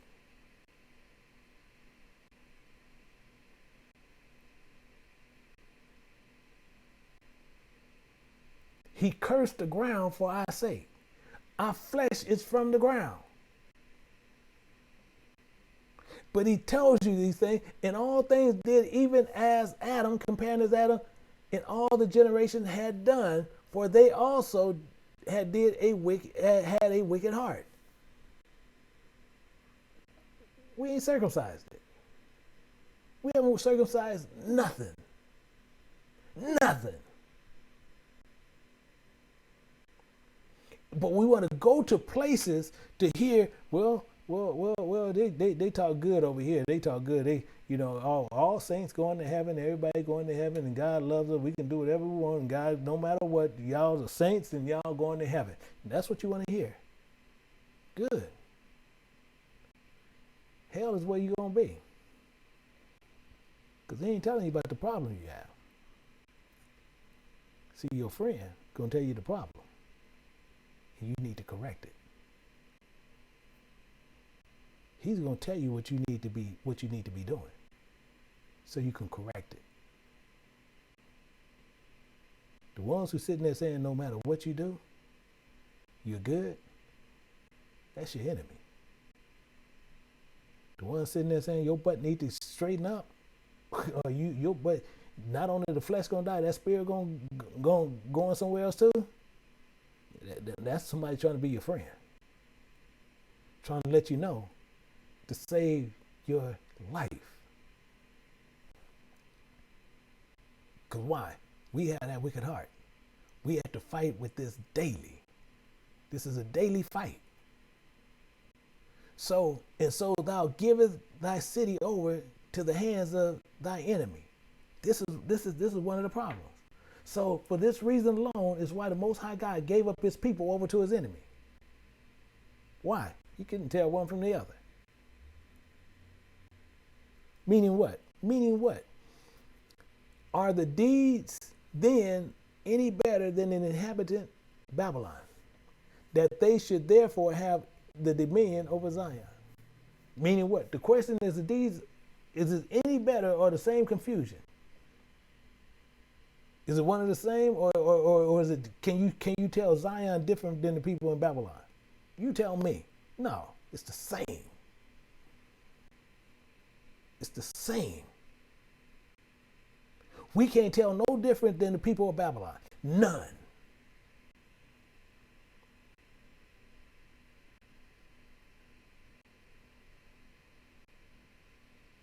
Do we have the law? Yeah. But we act like we don't. So what's the problem with them being put over us, acting like them? So what's the issue? We act like we don't have no sense, so he put the people who don't have no sense over us, and then we got a problem. Now we want to question God. Now is this coming together? Are we understanding this? This is the problem we have today. Thinking we can just question God and do whatever we want to do. Acting like the people of confusion, and then we act like that, and then they put over us because they masters of confusion, so they put over the masters of confusion because they the lords of confusion, so he put them over us, and then we have a problem. So we want to be over them in the world of confusion. Are you getting this?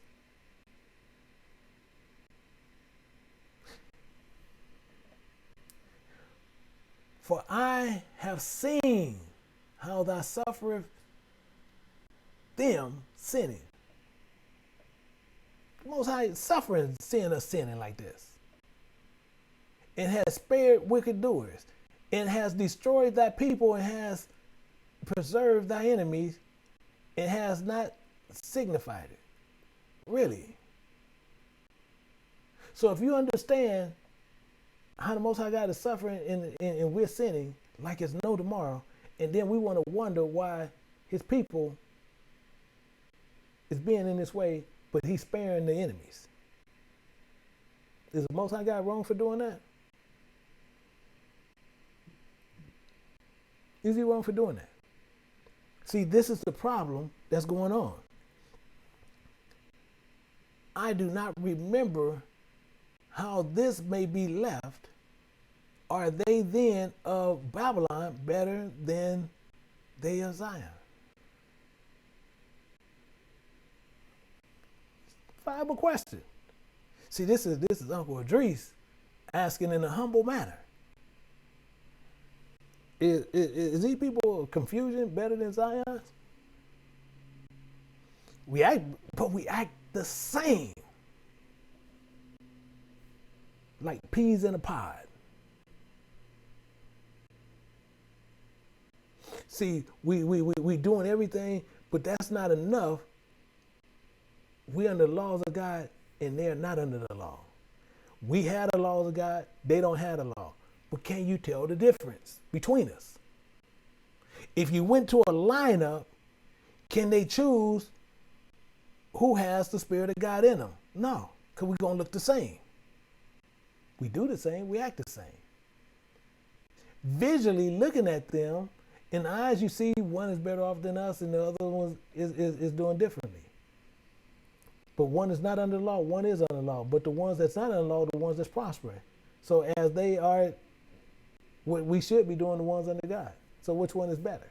See, this is the confusion that we try to put into God.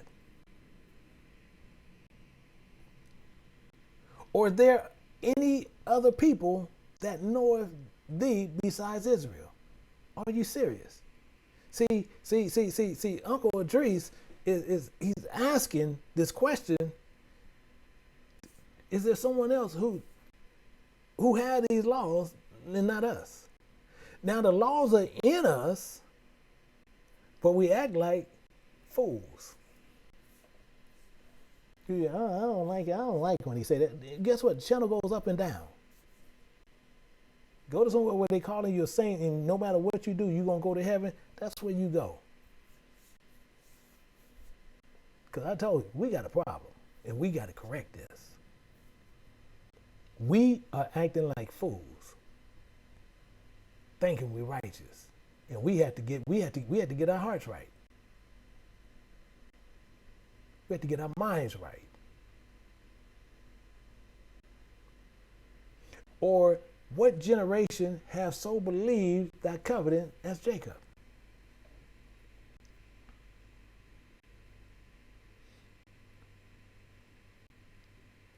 Do he know anybody else besides Israel? Anyone? This is what's happening. So he says, and yet their reward appeareth not, and their labor have no fruit. Their reward for sin is death.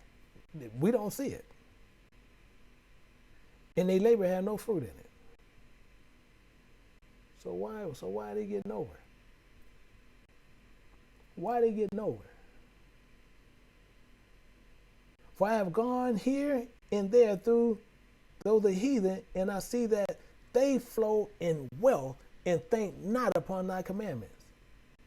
I'm talking about glad, you name it. They got it. Billionaires. Wealth of everything. Boats, cars, money. You name it, they got it.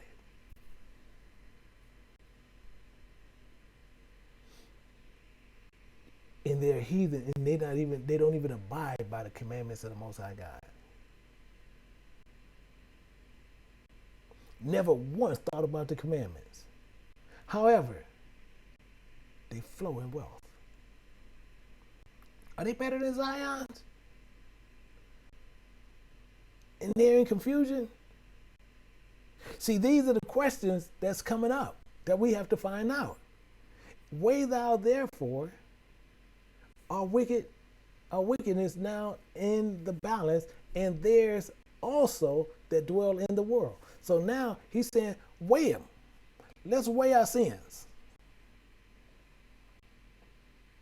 So shall thy name nowhere be found but in Israel. So you're going to find that no matter what you do, Most High, you're going to only find your name in us. You can weigh it. You're going to find it in us like clockwork. You can dissect it. And we already know, Most High, you're going to find your name nowhere but in Israel. Because they don't do anything according to you. Nothing. Nothing.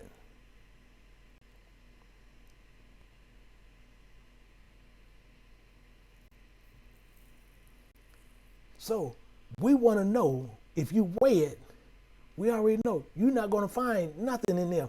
Or when it that they which dwell upon the earth have not sinned in thy sight, or what people have so kept thy commandments. So Idris come a little bit different. He come at a different angle. See, he's saying check us, Lord. See, he ain't saying check you. He's check us, Lord. See, Uncle Idris is a whole different ball game.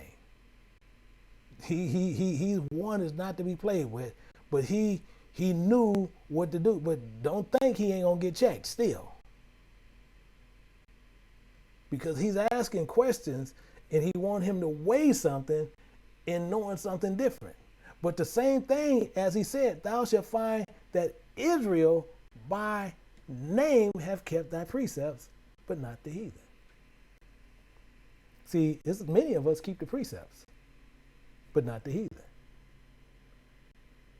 The heathen don't keep the precepts. The heathen they like to use hermeneutics, they like to use exegesis and inductive Bible studies. That's what they love to use. They love to use commentaries, Septuagints, and all that kind of silliness. They love to use all these other books. And he tell you to seek ye out of the one book, but they do all these other books.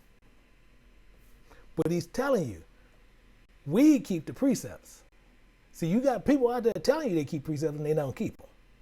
They doing everything else. They go everywhere else because precepts is a learning process. And then the Most High feeds you. So you keep it, he said, but not the heathen. So why is this happening? And then he sent this other angel, a messenger. The angel was sent to him, whose name was Uriel. You see, Uriel came. And we get ready to find out some things. See, Uriel came on the scene, and Uriel ain't no joke either. See, Uriel is arrogant. He's an arrogant messenger. Real arrogant. So Uriel said, give me an answer.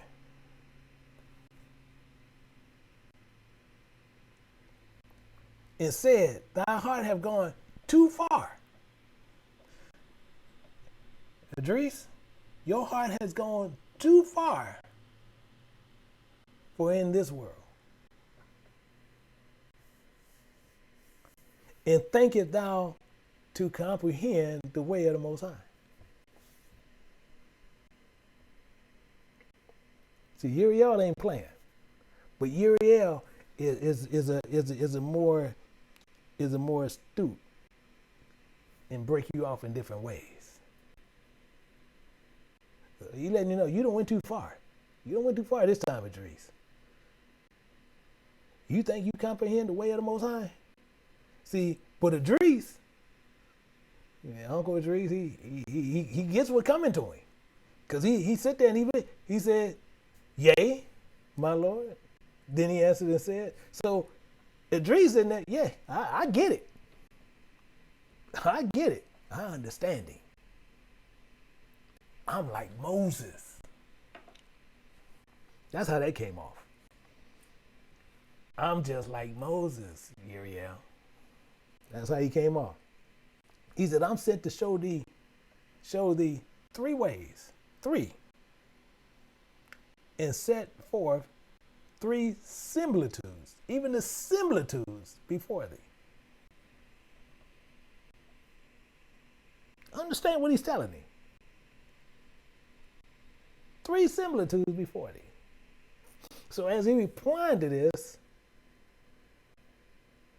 he said, I'm going to set these 3 things before thee. And I'm going to even give you the similitudes of them.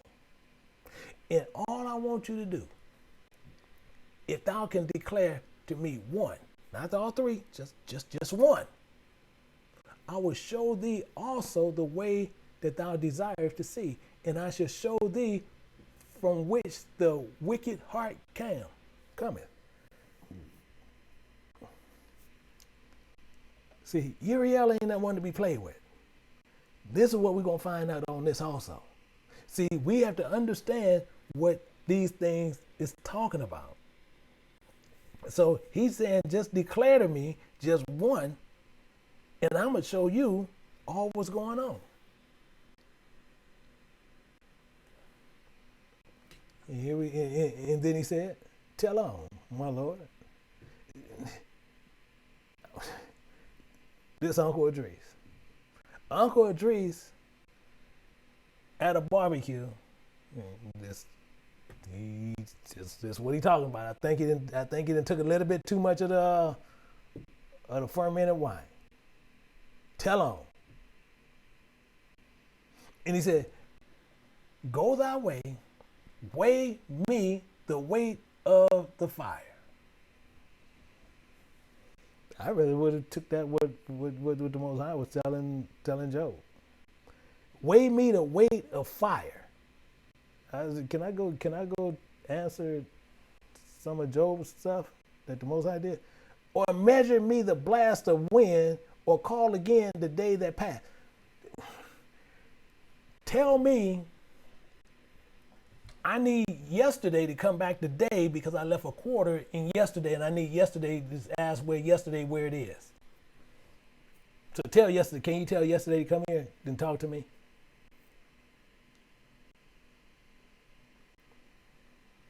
This is what he asking Uncle Idris.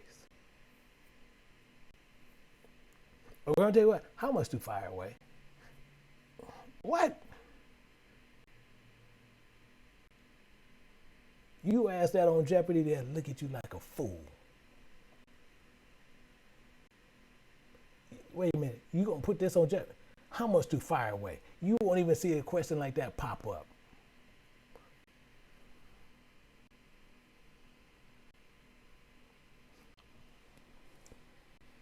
Then answered I and said, what man, you talking about man, able to do that thou shouldest ask such things of me? He's in there. Wait a minute, you shouldn't even be asking me stuff like that. Because that don't make even, in our realm, our world, you don't ask stuff like that. This is what Idris saying. See, you don't ask how much fire weigh. That weight don't rely in this world. To tell yesterday to come back today don't rely in this world.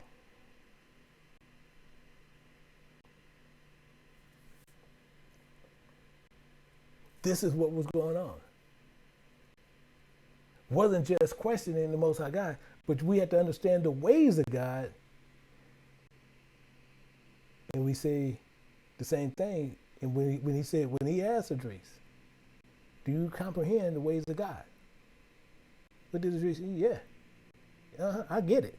I'm Moses. I'm just like Moses. Technically what he was doing. But he didn't know what Uriel was getting ready to drop on him. But it went on. Nevertheless, now I have asked, but only of the fire and wind and of the day wherethrough thou hast passed.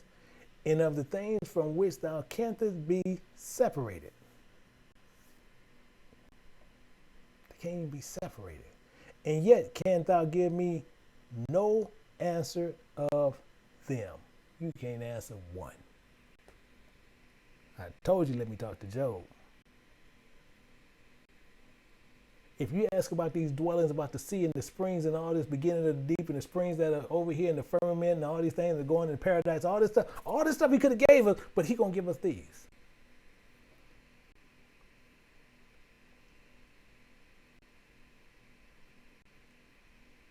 Never went down into all this kind of crazy stuff.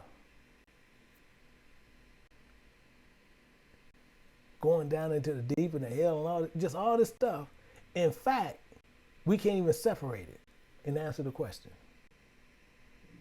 So this is why the problem. And he said, moreover unto me, thy own things and such as are grown up with thee, canst thou not know. So we can't even know those things. Why?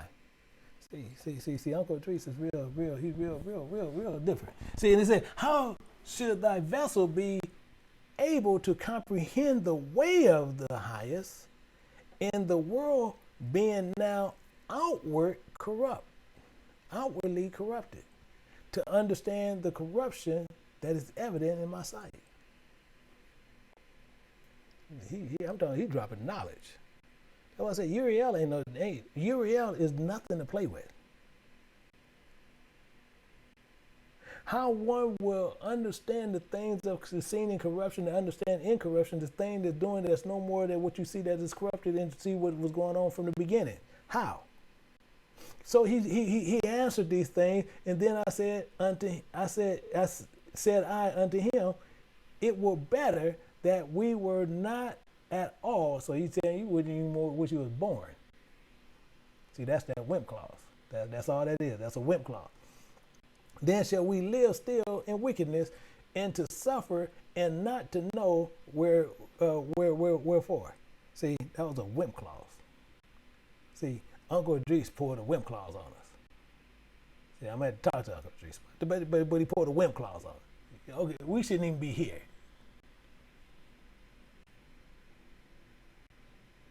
This is the answer. But he went on, and he answered, I went into a forest, into a plain, and the trees took counsel. So now, since Idris, you want to play stupid, I'm going to drop this parable on you, homie.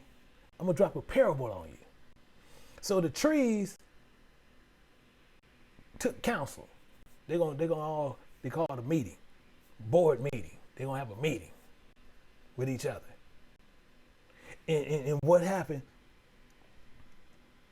And they said, come, let us go make war against the sea. Just it may depart away before us, and that we may make us more wood. Now, you want to play stupid with us, Ezra.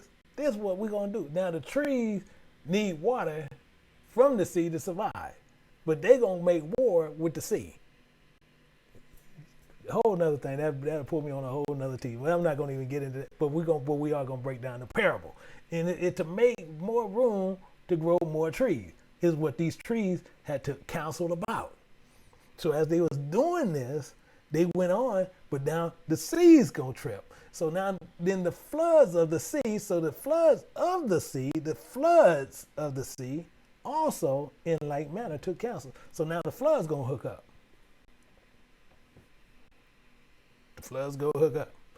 It took counsel and said, come, let us go up and subdue the woods of the plain, that there also we may make us another country. I'm trying not to laugh here. I'm sorry. So the flood going to take counsel, and the flood belonged to the sea, but that's beside the point. And they was running, and they wanted to bring under subjection by conquering the trees, and they're going to make themselves another country. Let's get to the point. And it said, and thought of the wood was in vain, for the fire came and consumed it. So it consumed the wood. Meaning what? So what it was technically doing is, who is the controller of the wood? See, the wood is Israel. Are you with me? See, the woods is Israel. And see, in the ground, which is produced of the trees, and how the trees are going to go up and produce more wood, and that the ground have it. So the thought was vain, and it consumed it because we want to sit there and be putting over the seas. Technically, what was going on. So we breaking all that down. So basically, the wood was us, and we want to. We at this time when is the Lord going to put Israel back over the kingdom? See, that's us. Though the floods of the sea, see the Gentiles, came likewise to naught. For the sand stood up and stopped them. So the floods of the sea was a Gentile nation, and it also was held up by the sands, and the sands hold up the sands, and the sands was hovering over, which the ones were eliminated because what? They was acting like fools. Same thing. So we got the sands, we had the Gentiles going against Israelites. And we were outnumbered.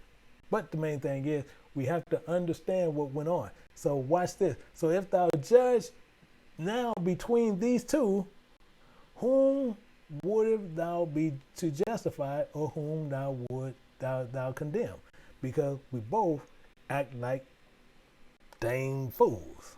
We both acting like fools. Both of us. So who you gonna condemn? We gonna condemn the Gentiles, or we gonna condemn the Israelites? You tell me. This is what he acted. This is what he clearly asking. Because the Gentiles don't have a law. We had a law, but we acted just like them. So if we both doing this, we both acting like fools, which one are we going to judge?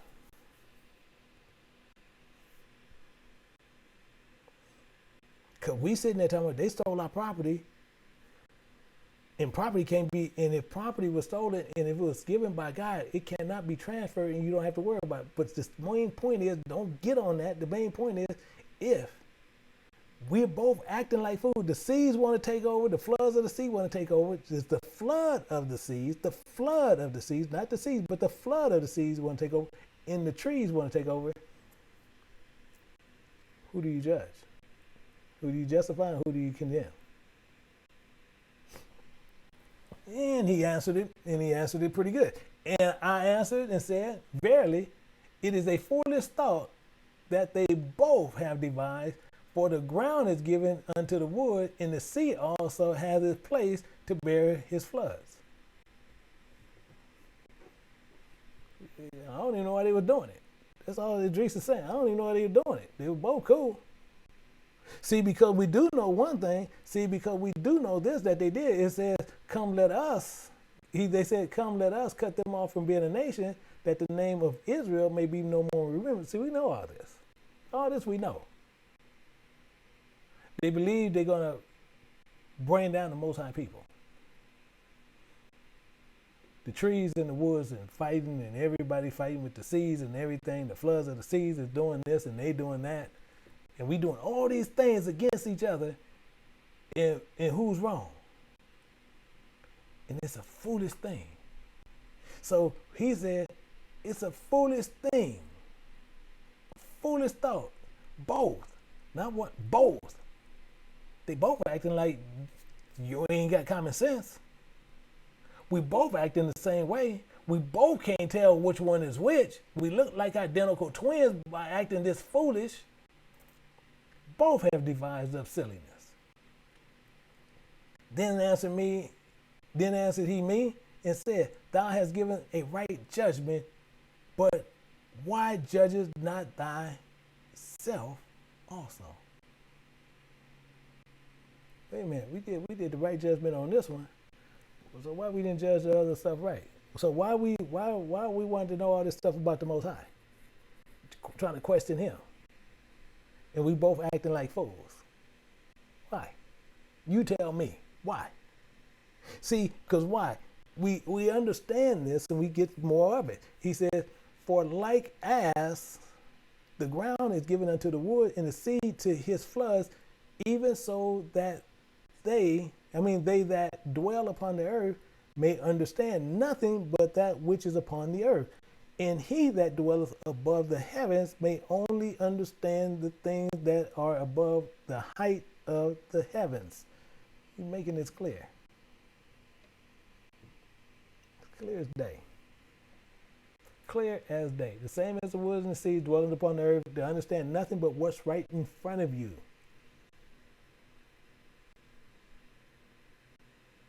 So, to understand even more, then watch this, how he makes this more clear. Answered I and said, I beseech thee, O Lord, let me have understanding.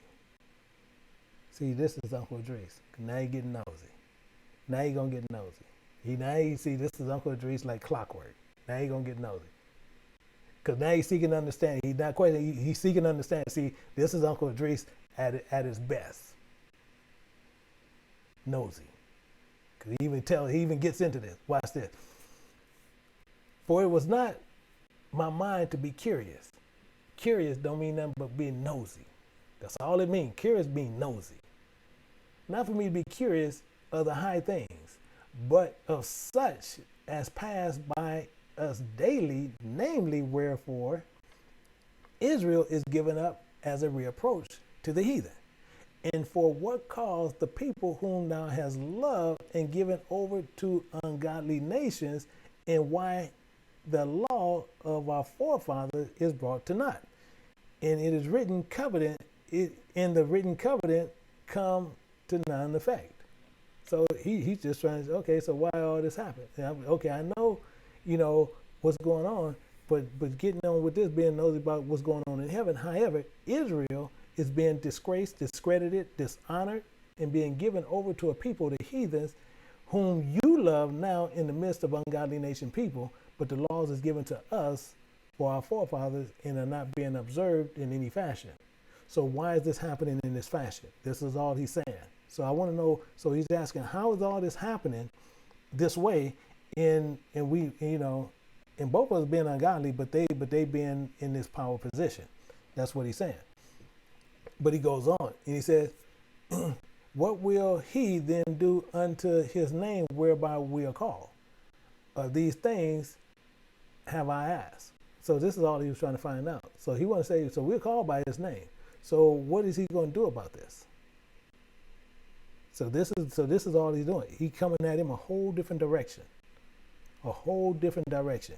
But watch, he going to clear that. Then answered he me and said, the more thou searchest, the more thou shalt marvel. For the world haveth fast to pass away. So, Idris, that's all he's saying. The more you search, the more you're going to be amazed. For the world will pass away. And what's going to happen, and can't comprehend the things that are promised to the righteous in the time to come. We can't comprehend those. For this world is full of unrighteousness and infirmities. So we cannot understand what we actually being promised, even though we know eternity is there. But we don't really comprehend what eternity actually really is. Because we can't see it, touch it, feel it. All we do is based on a promise. Because the world is here, so the fleshly things, unrighteousness, sickness, disease, things you can see, feel, touch. But righteousness is different. But things concerning the thing wherever you ask, I will tell thee, for the evil is sown, but destruction thereof is not yet come. So the same thing he's saying. So the evil, as what they were trying to say with even with Job, what we were talking about earlier, where you see now, so the evil is sown. They doing evil today, but the destruction just haven't came for them yet. For what happened and what they have done, it just haven't came yet. So you don't see that. If therefore which is sown is not turned upside down, and if the place whereof the evil is sown pass away, then cannot it come that is sown with good. So we have to be patient, because it's going to be turned upside down. So we have to be patient. continue in eternity, going to pass away, because it's going to pass away. And then for that reason, the sower going to come and sow the good seed. And then once he going to come, he got to come and he going to get his harvest.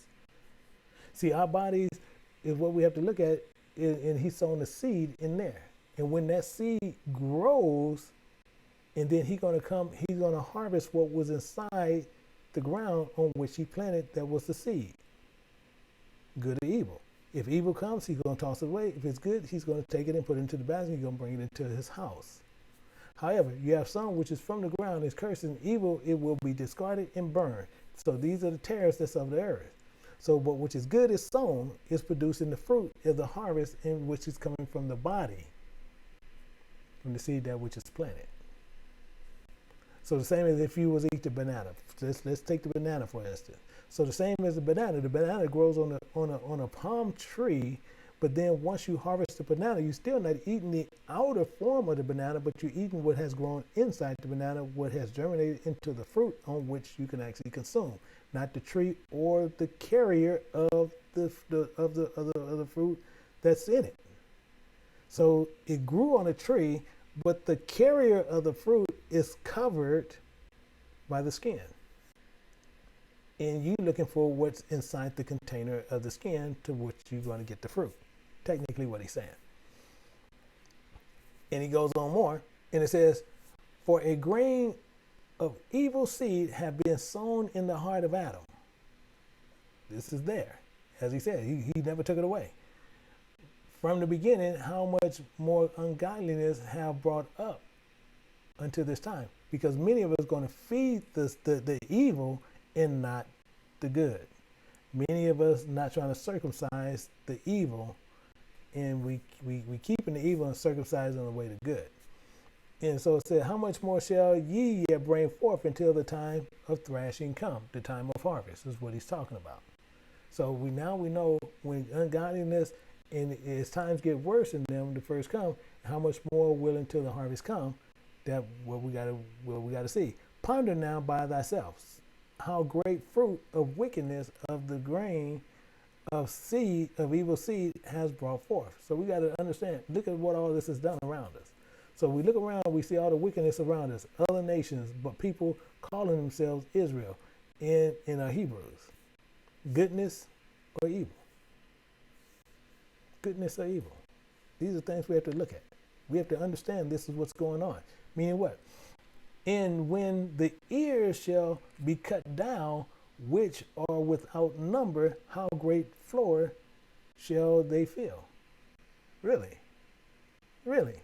So when the Most High God harvests from the beginning of the time and from the end of time, how much more is going to fill the floor? So this is the question that he's actually posing, but he's actually going to give him the answer to a lot of this, but some of it we are not. Why? Because we're going to get some understanding here and understand what was going on and what he's actually breaking down. Meaning what? Let's look at this. Then I answered and said, how and when shall these things come to pass? Wherefore are of our years through and evil? He said, I don't know. I don't know when the end. So he don't know. Meaning this. And he answered, said, thou hasn't above the Most High. The Most High is. For thou has it in a vain to be above him. For thou hast much exceeded. Wow. So don't rush, is all he's saying. Don't rush. So thou hast not hastened above. So he's saying don't rush the Most High, according to the time frame that we think we're above the Most High God, rushing him for the time to end to see the change. That's what he's telling me. See, we rushing him in vain to be above him. As it says, for thou hast it in vain to be above him. We rushed him to be above him. He said, don't do that. This is what we do. We seek to question God why things happen, and we try to put ourselves above God. And Uriel saying, no, don't do that. But this is what we do. So he goes on more. He said, do not the souls also of the righteous ask questions of these things in the chambers, saying, how long shall I hope on this fashion when cometh the fruit of the floor of our reward? They saying the same thing. What? The people in the chambers, the people that's already has gone before us, people that's already dead. The body's dead, the spirit is waiting. You don't think they ask these same questions? The same questions. How long before they're going to get their reward? Some have been laying there for thousands of years. When are they going to get their reward? So these questions are being asked, and this is what we're trying to find out. This is what Uncle Idris is trying to see. And he says, unto these things, Uriel, the archangel, gave them answer and said, even when the number of seas is filled in you, for he have weighed the world in a balance. So he weighed this. This is already taken care of. So this is something we don't have to worry about. But we can't be rushing him as what we want on him on our time schedule, because he don't work on a time schedule. When the seed is ready to be harvested, then he weighed this world in a balance. But he watch this. By measure have he measured the times, and by number hath he numbered the times. He doeth not move nor stir them until said measure be fulfilled. So until it's be fulfilled, he's not moving anything at all. So this is what we have to understand, why this happens in this manner and why it happens in this way. Then answered I and said, O Lord, that bears rule. Even we all are full of impiety. Really. All of us. So we all are full of sin against the Most High God. Sinful acts against God. So he knows so we all have done this. So he's asking these questions on what's going on, because he's got to go on more with this, and he's trying to find out questions, because this is just the way Uncle Idris is. He's very nosy, but he's very inquisitive, but he gets us so many answers, it's unreal. So he goes on more and talks about this. And for our sakes, peradventure, it is that the floors of the righteous are not filled, because the sins of them that dwell upon the earth. So he's saying, so is the sins not being, or the righteous not being fulfilled because the people that sin, that us? So he's saying that the ones that's already gone is not being fulfilled because of us. This is what he's saying. So Uncle Idris is asking in plain simple. Okay, so they can't be fulfilled because we're still here, but we're sinning. So they can't get their cut. You follow me? So if they can't get their cut, why they can't get their cut yet? Because why? We're still here doing wrong. This is what they're asking. This is what they're trying to say. This is what he's trying to find out. But he goes on more, and he says this. So he answered me and said, go thy way to a woman with child. So go to a pregnant woman and ask her when she have fulfilled her 9 months, of if her womb may keep the birth any longer within her. So he's saying, go find a woman expecting a child and ask her at the end of her time to deliver this child, because the full carrying time is 10 months. But the normal, once it comes to know, is 9 months. The main part is once the end of that 9 months come, can she sit there and say, I'm going to keep this child another 2 more months. I'm going to keep the child to the 11th month. He said, and go ask her, can she keep that child longer than that? That's what he's saying. And watch what happens. Then I said, no, Lord, that can she not? And he said unto me, in the grave, the chambers of souls are like the womb of a woman. He's saying the same thing. So they're kept there for a time that only in the hands of the Most High. So we don't know the time or the season which he's going to bring them forth. The time is only in his hands. We don't know these things, so we can't sit there and rush him when it's time to give birth to the righteous. We don't know this. This is all he's saying. That was exactly the point he was making. The grave is the same time as the womb and the time of the birth, and we have no control over the birth of a child, the same as with the new world beginning. We have no control over that. He does. So we don't know when it is. And he goes on more. For like as a woman that travaileth maketh haste to escape, and she tried to hurry up to escape the necessity of travail, means she all the stuff of delivering a child, even so does these places haste to deliver those things that are committed unto them. So it's the same thing as a woman to deliver the child. Soon as it's time for her to deliver, she tried to hurry up and escape the pain, the agony, and the labor that is committed to having that child. And the time is due, the time of delivery come no matter what. Because once the time of delivery comes, it's going to come no matter what. It's going to happen. And there's nothing no one can do about it. This is what he's saying. This is what all Uriel is saying. From the beginning, look, and thou hast desired to see, it shall be shown thee. For what you desire to see, it shall be shown thee, and here's what you will see that will be shown to you. And then this is what he's making sure you clearly understand. And I answered and said, if thou have found favor in thy sight, and if it be possible, and if I be met therefore. Now he is asking something very, very serious. So what he said, if he found favor in his sight, if it's possible, be meet therefore. He want to be joined. Is he's going to be joined with the righteous? That's what he's asking. This is what he's asking. I told you, Uncle Idris is very nosy. He want to know, is he joined with the righteous? Is he going to be meet? Is he? Will I be joined therefore? Will he be joined with? Is I'm going to be joined with them? Show me whether there be some more than is past, or more past than is to come. See, he's saying, is it more that's already passed that's going to heaven, or is more that's going to come that's going to heaven? Which one is it? See, Uncle Idris is telling you, he's very extremely nosy. Very nosy. So he want to know, is it more already behind us, or is it ones in front of us? In Uriel, he said, what is past, I know.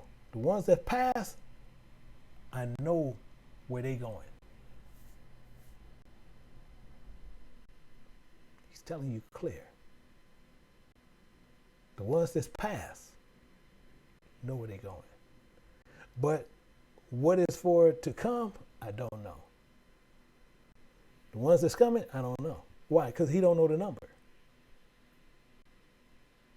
But one thing we do know, what people must do, and this is clear, and Yahweh made this, but he that shall endure until the end, the same shall be saved.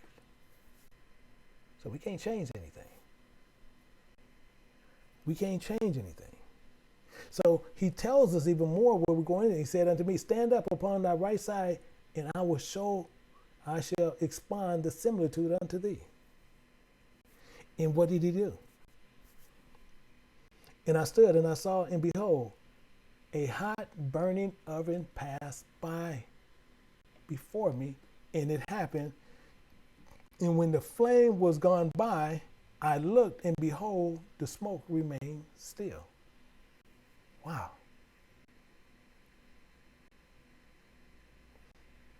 I'm talking about Idris was able to see this vision. He was able to see this vision. This is something that I'm talking about many people should be wishing to be blessed to see. He was able to see this vision. But watch what happens. After this, there passed before me was a watery cloud, and sent down much rain with a storm. And when the stormy rain was past, the drops remained still. Wow. Wow. So what is going on here? It goes on and it says, then said he unto me, consider with thyself. So I'm asking each and every one of you guys that's out here today, that's watching and listening. Consider with thyself, as the rain is more than the drops. So is the rain more than the drops? Which one is greater? And as the fire is greater than the smoke. But the drops and the smoke remain behind. So the quantity which is past did more exceed.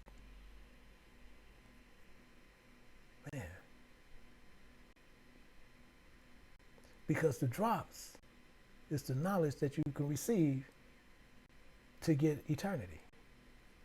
Meaning what? The Most High even said it. My doctrine is like drops as rain.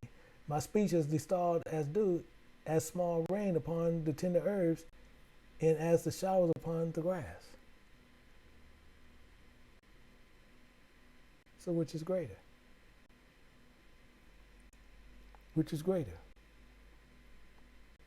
But he makes this clear. Then I prayed and said, may I live, thinkest thou, until that time. So he want to know, can he even live to that time? So the same thing as most people even think that Enoch is still living today, which is silliness within itself. However, can you live within this time, or shall, or what shall happen in those days? What shall happen in those days? And he made it clear. He answered me and said, as for the token whereof thou askest me, I may tell thee of them in part, but as touching thy life, for what your life is, I am not sent to show thee, for I do not know it. Why? You must endure to the end. He's not sure if you're going to turn or not. To show you if you're going to have eternal life or not is up to you. Anyone telling you no matter what you're saved, they're lying to you. You're still alive today, and they'll tell you you can do whatever you want to do and you're good.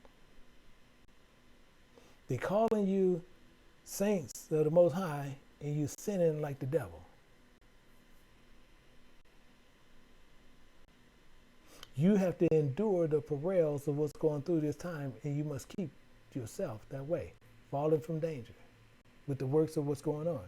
The same as it tells you, as he makes this clear. For Esau is the end of the world, and Jacob is the beginning of that followeth. Meaning what? The works of the flesh, Esau, is the end of the world. That's the flesh of man. And he's going to be taken out the way, or raptured up, as they like to say, because you have people who focus on flesh and not spirit. And the end of that going to be taken out the way. And then the promise of Jacob will begin. Those are the ones that are going to be left behind, and those are the ones that are smoke. Are you following? They're going to be tried, and the smoke will remain. So it's just like what we see, and I tell you that in that night there should be two men in one bed. This ain't talking about homosexuals either. One shall be taken, and another shall be left.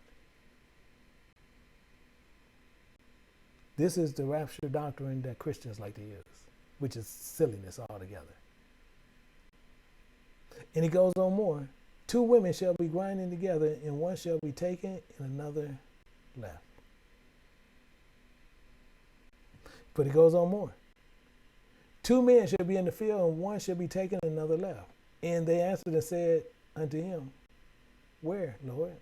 And he said unto them, wheresoever the body is, thither will the eagles be gathered together. Meaning you're going to have a problem. A serious problem. Meaning what? The hand of man is between the heel and the hand. Another question, Idris. Ask thou not. Stop asking me questions. So the works of the hand is between the heel, having the power to walk in the path that you want to walk, in the power of your own hands and of your own works. So in other questions concerning this, don't ask anymore. Because you have people basing eternal life and based on eternal life based on flesh and not on the promise. Believing they have the truth and are not. That's why I say, and that's why I've been getting on the ABC camps. Because you have many of the ABC camps doing this. And telling you Esau, Esau, Esau, Esau, Esau, the white man, the white man, the white man, they hating this and hating that, hating this about this white person, and they not even Esau. Teaching you both wrong teachings, and it's no different in the language. They doing no different than the KKK doing a hate speech. No, doing no difference. No difference. They being just as foolish as the KKKs. Acting the same. One of the same. When you need to be worried about bigger matters, eternal life. And then you have them mixing with other religion. They don't change their locations, and then all they want to do things, then they'll sit there and then they want to teach you, well, all you got to do, you have the ones that moved over in this region, these over in this region, then their hair texture change, their hair color change, their skin complexion change, their facial features change. All this has changed, but they still Israel. Foolish teaching, stupid doctrines. Stupid, idiotic doctrines. And then use a stupid chart to try to show you where people are.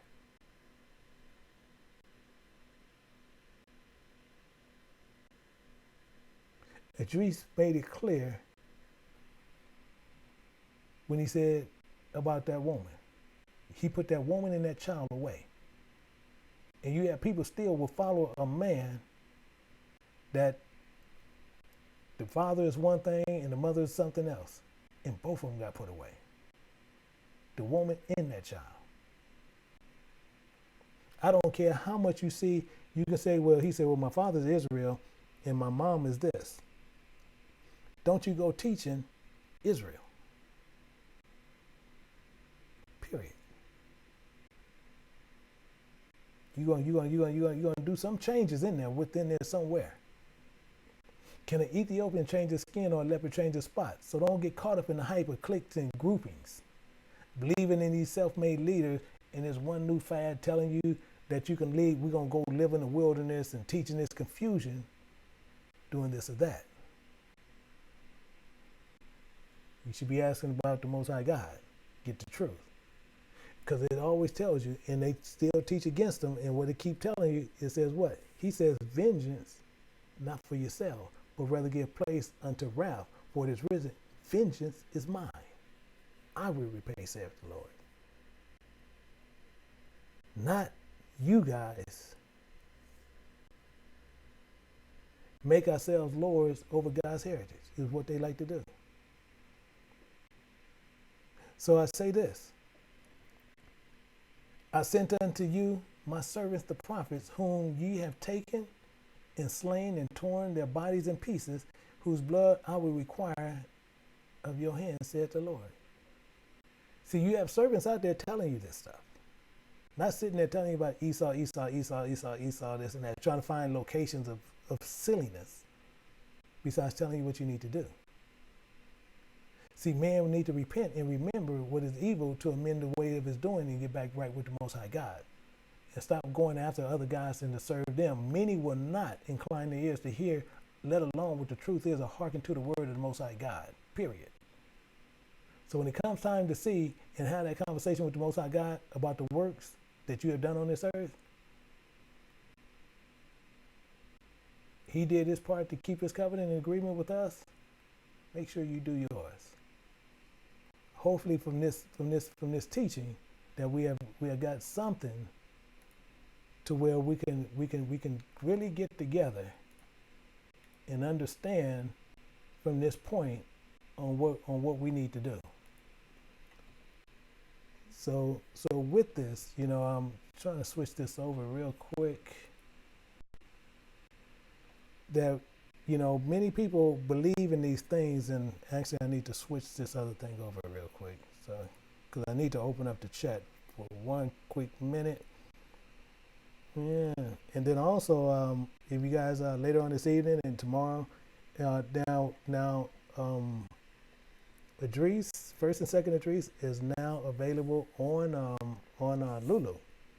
So make sure you get it as quick as possible, because I don't know how long, because we do have a person already made a really huge order, and we don't know what they're actually trying to do with it. However, it is available over on Lulu right now to where you can actually get it. So if you get a chance, make sure you get it, because that one has quite a lot of stuff in it because it's bridging you from the Old Testament, from the Apocrypha over to the New Testament. That's the only one to do it, and it has all the precepts and affiliations in there, which you will not find another Idris book out there that does it. So technically, that's what we do. So I have all the precepts and affiliations in there to help give you, with the foundational precepts, give you a very good understanding. So you see many times one little verse, but you might see a paragraph of precepts and affiliations. So that we have in there. So we just want to make sure that in there, if you guys want to get in with anything, make sure that you take care of that. But then also I want you, if anybody have any questions concerning, if you refresh your screen, I can take on a few questions for right now to where we can go over it, because we do have the chat open right now, and hopefully we can get, let me see, to where we can get a lot of the information up. So, and then also tomorrow, if anybody get a chance, we will be going through Romans tomorrow. We're going to pick that back up, and we actually starting in chapter 2. So we will be going through that, and then also we do have with Elder T taught on this past Thursday, if you missed it, and also Elder Jenkins has already uploaded his teaching as of yesterday. So hopefully you guys can join that. If you haven't joined the King James Bible University over there, please go over there and join that, to where you guys can get a lot of where a lot of you guys can get a lot of understanding, a lot of teaching, because a lot of other documentation, a lot of the teaching is going to be coming on back there, to which you won't be seeing over here. So hopefully you guys can join that, and actually to join over there is completely free. If you guys want to try to find the Idris book, you can actually go to KJBU, look under the resources, it'll take you directly to it. But with that, hopefully that you guys got some beautiful understanding from it, to where we can move forward, and we can continue to move forward in knowing what's required of the Most High. Now, next week, it's been coming to me, and now it has came up to me. So next week, we are going to deal with Enoch. And Enoch is something, it has came up to me, and we're going to precept Enoch also with that stupid book, the Book of Enoch. We're going to take that, we're going to put that to rest completely. We're going to go through it, and we're going to put this up with the Bible, and we're going to judge this with the Bible to find out which is true. Is the Book of Enoch true, or is it false? You already know the answer to it, but we're going to give us this fair shot. We're going to go through it. Also, people who teach those books, because we have a couple of camps out there that actually teach the Book of Enoch. And I do know GOCC is one of them. We have a couple of others that do it, and it's going up, and it's going to our people. And they saying this here is saying no sound. It has to be on your end, because it's sound over here, and I see sound is coming through. So I don't know where you saying your sound is not, because let me even turn mine up a little bit, but I do know sound is actually there. So I'm not sure where your sound, you saying no sound, because sound is there. And it says, Shalom, Elder, thanks for the teaching. My question is, 2 Idris 10:2, who are the people the Most High is talking about? Okay, we got to still remember a couple of things. The entire book speaks of only Israel. So I don't know what part that you're asking there. I'm going to look at that real quick to try to go through it pretty fast here. And see 2:10 and 11. We're going to look at this real quick. And let me see, 2nd Idris, because we have a thing there in, and we got to look at there, 2nd Idris, 2:10. And the Lord said unto Idris, tell the people that I would give them the kingdom of Jerusalem, and I would have, which I would have given unto Israel. Their glory also will I take unto me, and give these the everlasting tabernacle which I have prepared for them.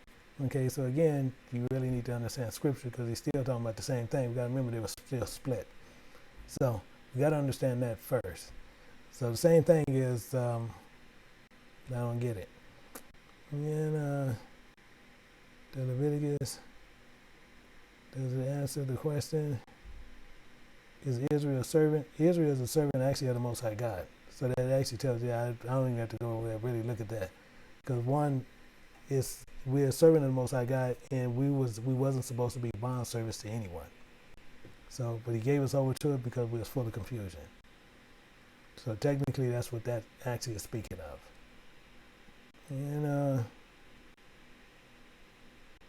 And this is something else we're going to take up. Those feast days, as I said, we have a lot of camps that actually like to teach feasts and festivals and all that stuff. They all do it actually incorrect.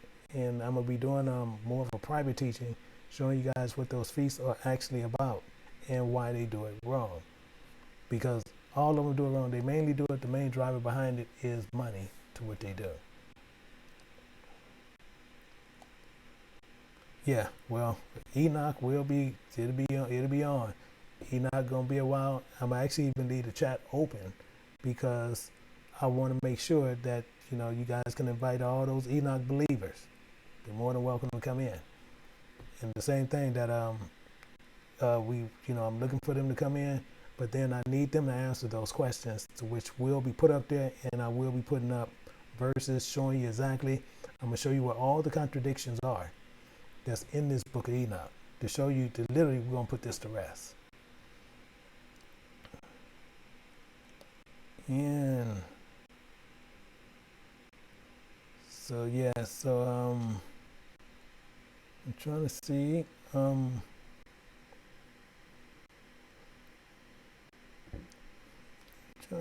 I'll go through this, and actually, trying to go through. You're more than welcome, more than welcome.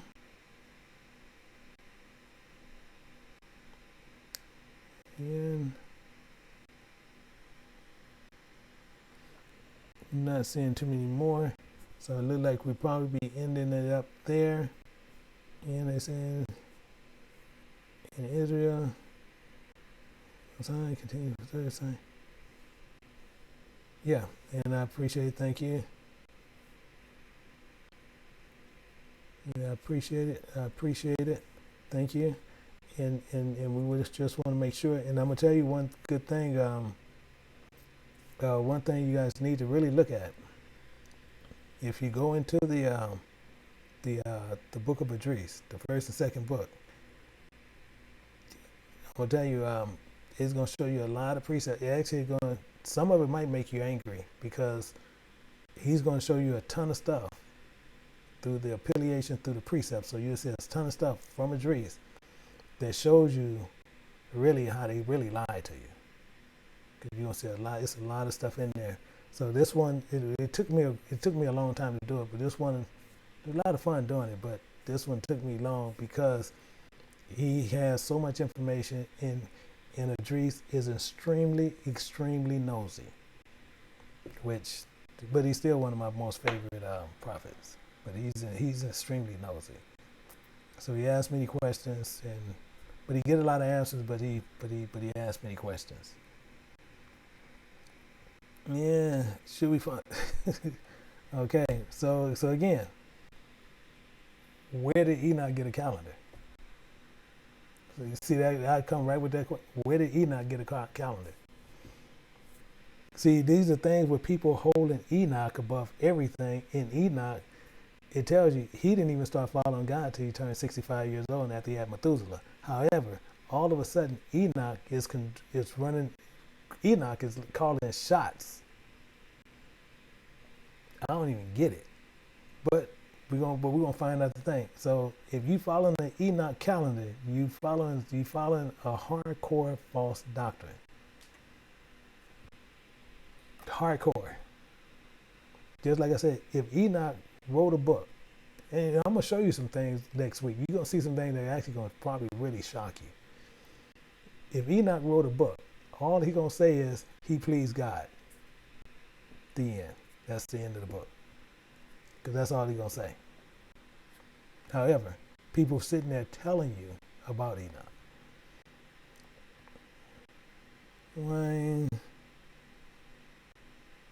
Okay, yeah, that we get in. Actually, I do a teaching on that, because that I have to run through too much on that about that with Noah and his son.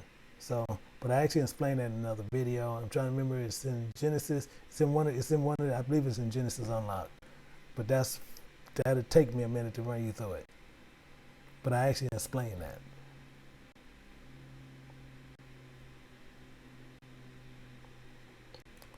Is it possible to have a calendar to know the first day of the week? Yeah, first day of the week. Actually, the only thing that didn't change, I tell you something, two things. We were going to put out a calendar, and the only reason we changed it because we know a lot of people want to switch it. So we actually going to still do it, but we're doing it around another way. However, the way you can know the new moon is not dark where you can't see it. That's silliness. It tell you in her greatness decrease, it decreases in her beauty. So that's one, is bright. He made two great lights, one to control the day, one to control the night. He didn't make it night. That's Jewish silliness. So how can you know just knowing the new moons and when it comes up? Easiest way to do it. And you don't have two new moons in the same month. Keep that in mind. So the simplest way to do it, when you see a new moon come up, the moon is full, count that new moon. You're going to count from 28 days to 28 and a half days. And you'll see another new moon will pop up. That's a new month. Automatically, not rocket science, but people will tell you everything because I believe the month of January, February is 2 months. Why? Because of how much they tried to switch the calendar, they tried to change everything around and they screwed everything up. So, but don't get caught up. Once you see a new moon, you'll see those moons to where every time it's like clockwork. You'll catch it every time. And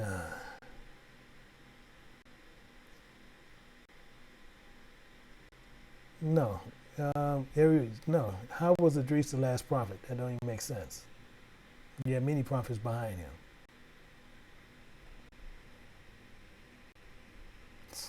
Many prophets behind him.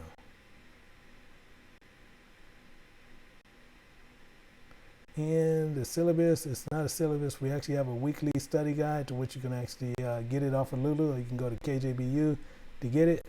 And that gives you the outline, which we got to put the outline up for it this week, which you'll see what you'll be studying, which we will be going through Isaiah parts of it for the syllabus. Basically what you see.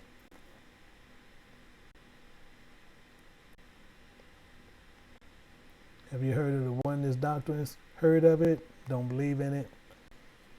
It's one doctrine. Yeah, I wish I even tell you the same thing. It's one doctrine. So people can bring up anything. And when you hold to it, they can pull you away from God. If they can get you to another doctrine, they got you. They can take you away from the Bible, they got you.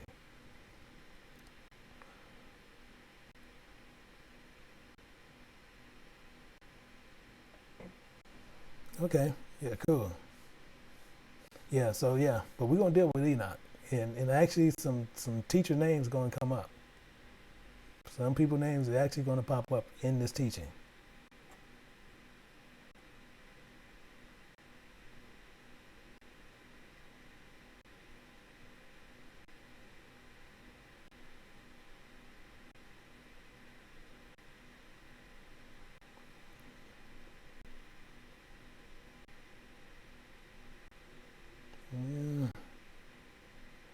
Yeah. Oh yeah, we're going to kill this one once and for all.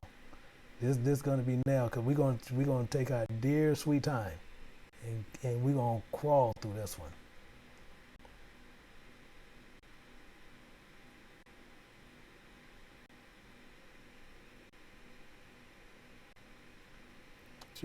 Four rivers and Garden of Eden.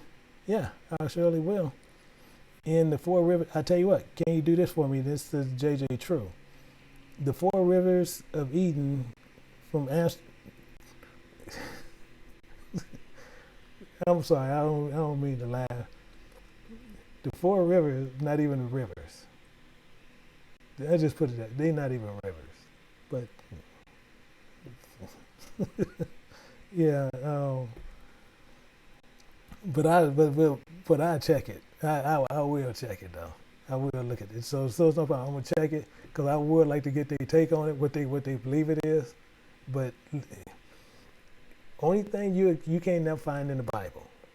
Only one thing you can't find is when he's coming back. Can't find that. Anything else you want to know is actually in the Bible. Anything, as long as you do according to precepts, you'll find it. Automatically, you'll find it. One, understand what affiliations mean. Once you understand affiliation, what this stuff mean, and able to flip it, you can find anything you want. Same thing people are looking for. They got false books out there. The 70 books that Idris actually hid. more silliness. Same thing. I did a teaching on that. The 70 books are in the book, but they don't know how to find them. Why? Because they don't know precept. So anyone telling you they done went and bought 70 books of some book that Idris hid, they in the book. Because he said give them to wise men who can understand it. And that's why I even did some teaching. I did a teaching on it, but what I did, I removed the verses and actually still did the teaching. And I had more floods of emails where everybody was asking me where it is. Now, I do have some people who was in my class. I have one of my elders. I have a sister. They knew right where it was. They knew right where it was. They knew right where I came from. They knew right where it was. Why? They understand precepts. If you understand precepts, it'll show you everything you want to know. That's why I tell you, some people get upset. Precepts are king. They are king. He tell you to study according to that, do it according to the precepts. And what do we do on the new moon when it comes? Do we observe not buying and selling or working on that day? See, again, you doing things, you're doing a lot of things according to men.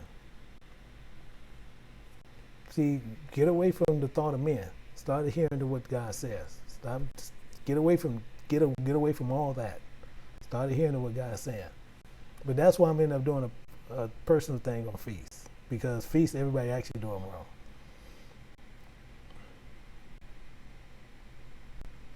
Yeah, it comes around the same time every month, like clockwork. Like clockwork. Every time it's like clockwork. Never changes. This is why some people say. I do a teaching where they have changed it because they added days to the months. So over all this time, they done added so many days. So some days you got 31, some days you got 30, some days you got 28. So over so many times a year, so it's every 25, 26 years, you can actually take 2 years off. Literally how bad it is. And they hate that. But that's actually the truth. You can actually go pull it up yourself. But you can actually every time when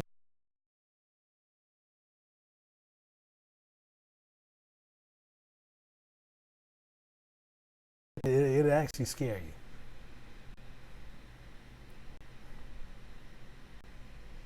Yeah, we had a calendar. We were gonna put it out there, but we actually gonna end up doing one. So just be patient with it, please. Thinking. I don't know what this.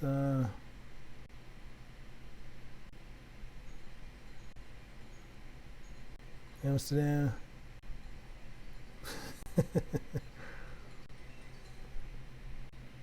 Yeah.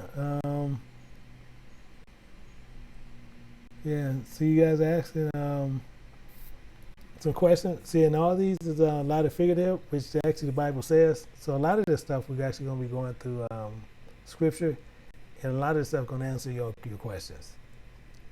Same thing with the guy did Nebuchadnezzar eat grass and grow hair and feathers and nails like an eagle claw?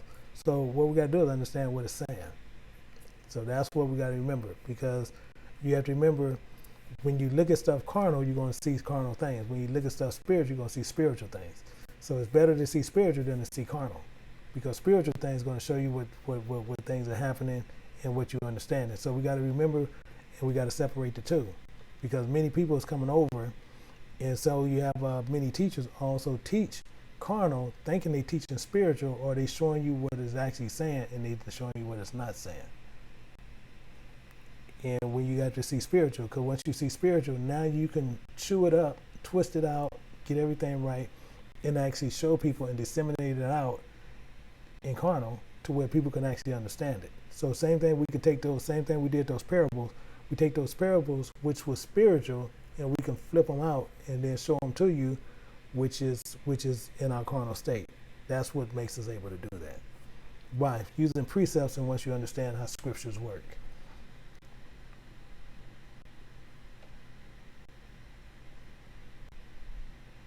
Yeah, and that's what it does.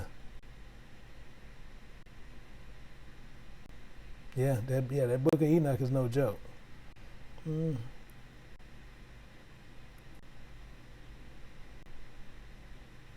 Yep, you're correct. You're correct.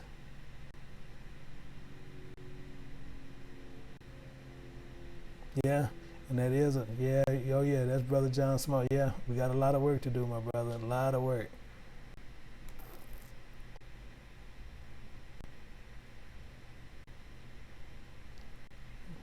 Yeah.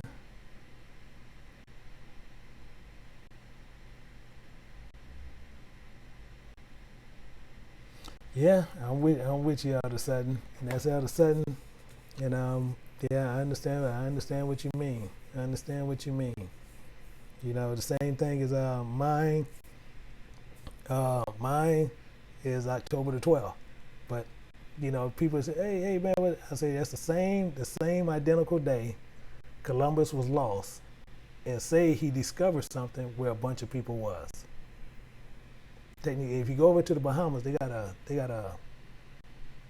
like a statue. They got like a statue there that actually says October the 12th and all that. But literally, he was lost this day.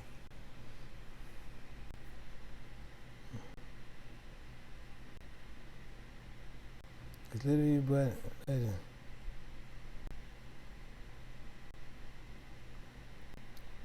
so it looked like we kind of finished up many of the questions. So I just want to make sure on tomorrow, we will be going through tomorrow at 9:30 Pacific Standard Time. We will be going through Romans. We got to dig back through. We got to dig back through it. We got to, hey, we got to put work in. So we got to go through that. And also, if you guys get a chance, go over there and get the other one. Get the book of Idris, because that one there, I'm gonna tell you that probably, if not, ranking almost the same amount of information that you'll see in the first 5 books. Ton of information in there.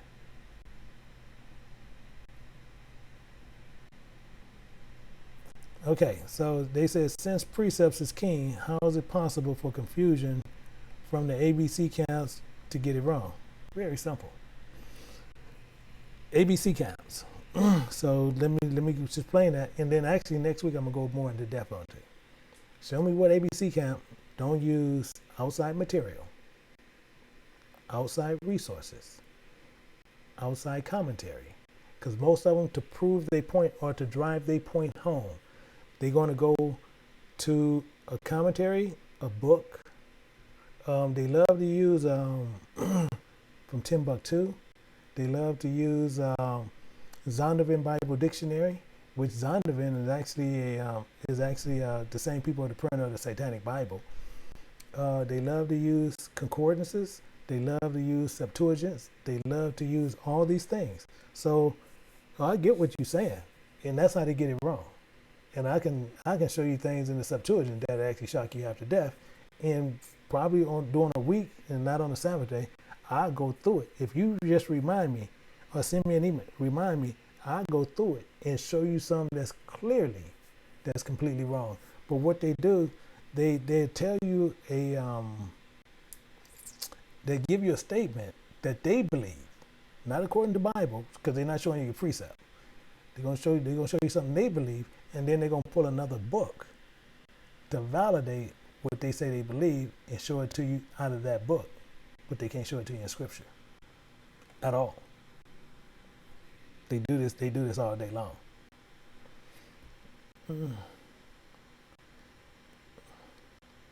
And so be more than happy. and they don't use precepts. Technically, they don't even use them.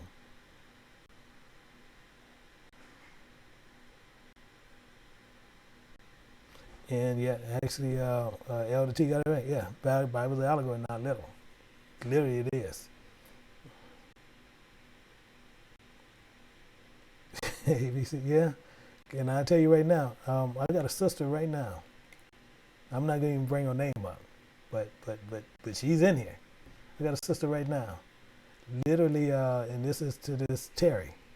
Right now, deal with ABC camps.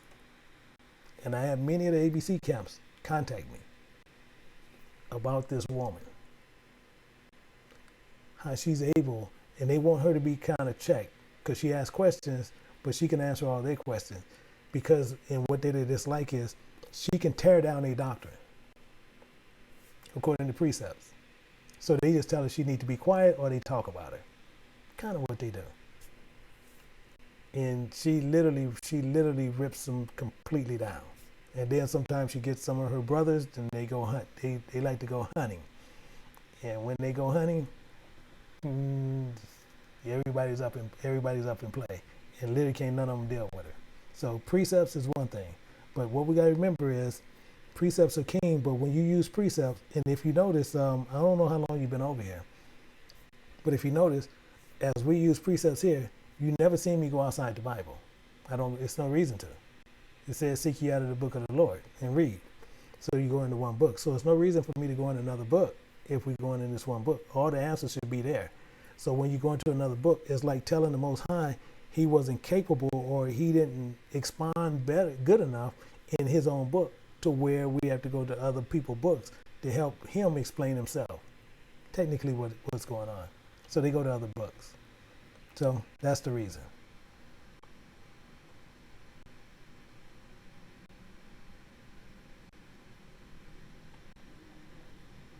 Yeah. Yep. Cancel me and please. That's 100% true. Yep. 100%. And they can't stand women cutting them down. They literally say, and I'm talking about, and I'm talking about we have them, and they hunt them all the time, and they don't know what to do. And I didn't have one 2 weeks ago. Even called me. Said that I needed to put this one in place. Weird, really weird. And so it looked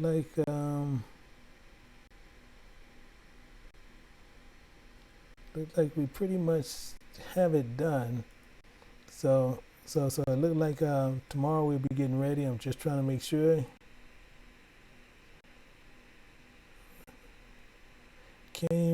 Can we show as, or it might be saying, can you show as how the book of Idris looked like?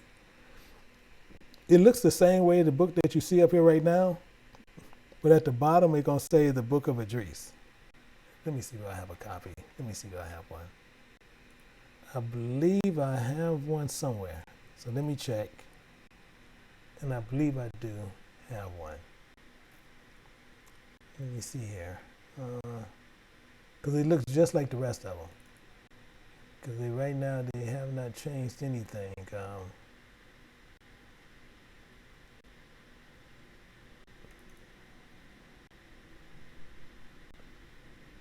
Book of Matthew.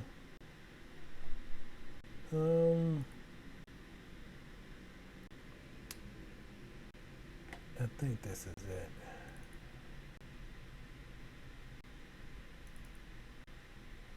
Let me see. Nope, that's not it.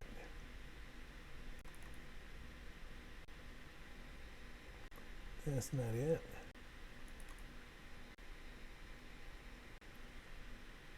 Oh, found it. Got it. 1 second. Let me do this and I'll show it to you.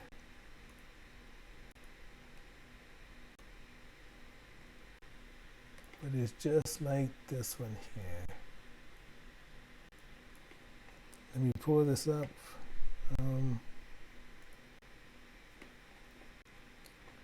Let me pull this back up. and I'll show it to you right there. And that's the book right there. So you see it just says first and second address. That's all you're gonna see it say. So you see just like how this one, the one right next to it, it's one of the same thing. So that's all you'll see. That's the only difference that's in it. So that's what I was saying. So it's one of the same thing. So you'll see that, but it's just the second, it'll say first and second address. And ton of information is in there. A ton of information.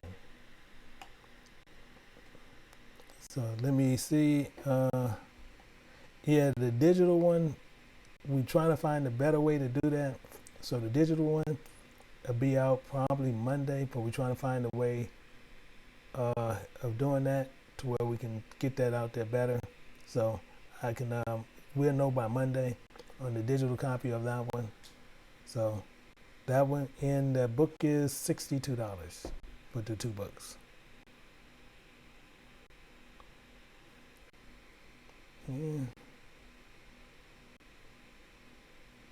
Yeah, and the end times. So what you're doing, you want to do prophecy, and about the end times. Yeah, we talk about that quite a bit. But the main thing is what we got.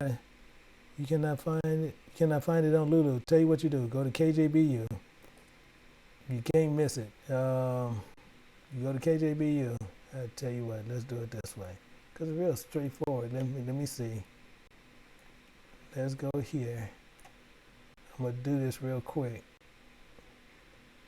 and this should be a real quick one. And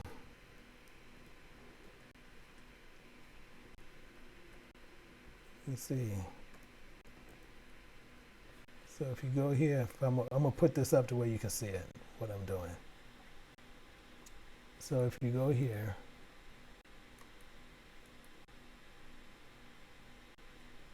I'm gonna take that down. So if you go here,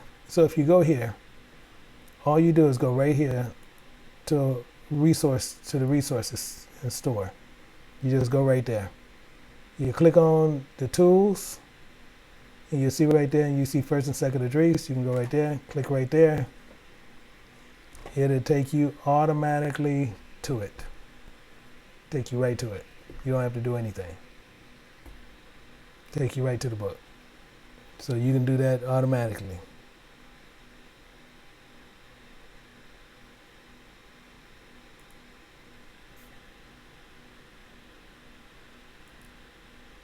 So if you do that, yes, it's automatic.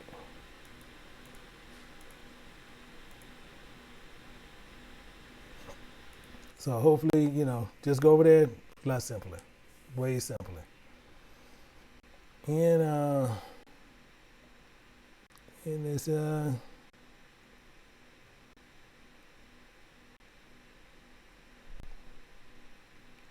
let's see,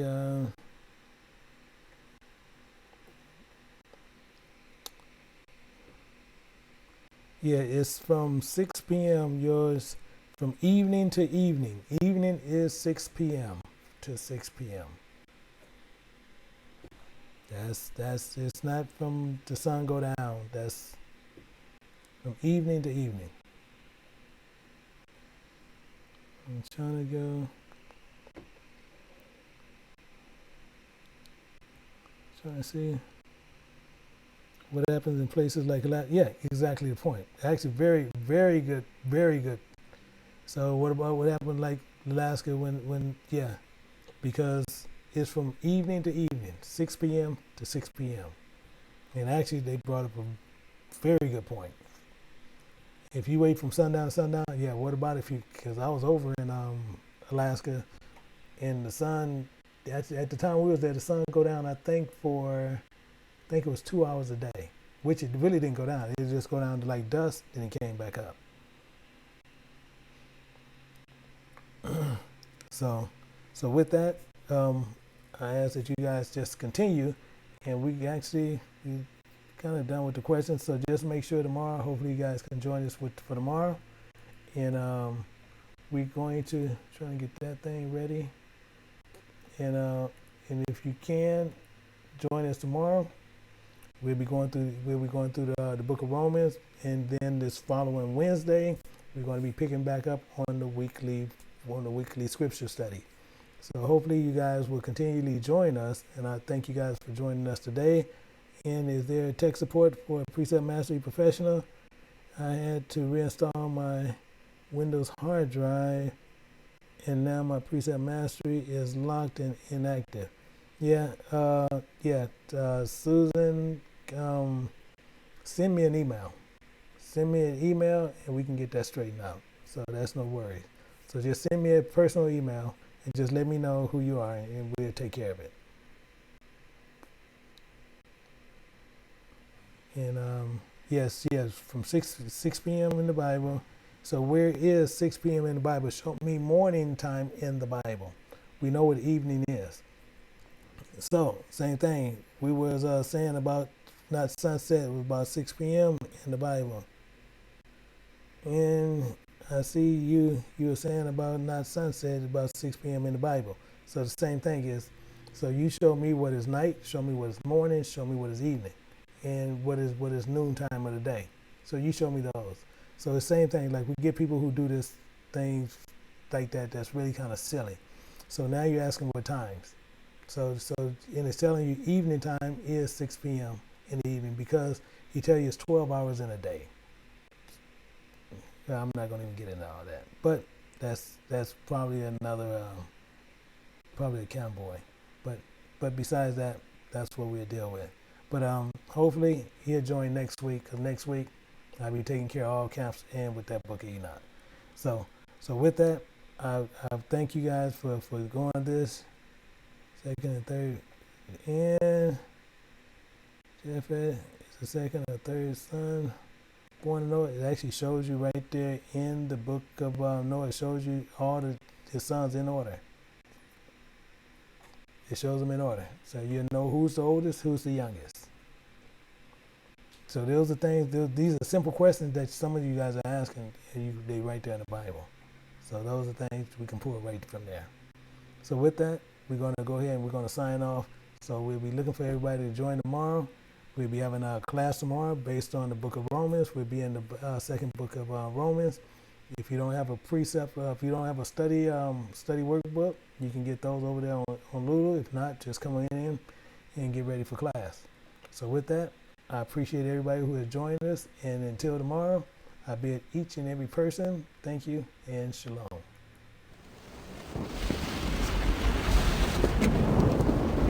Let me tell you why you're here.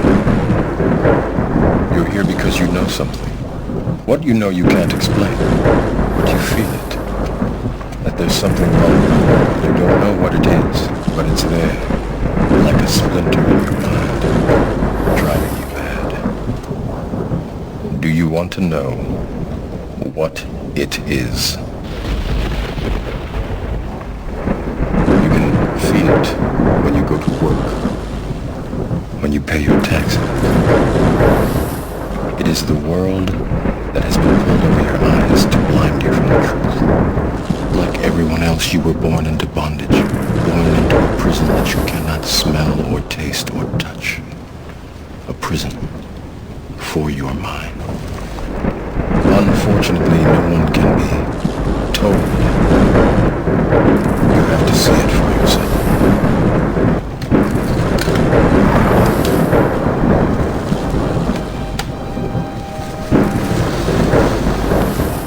This is your last chance.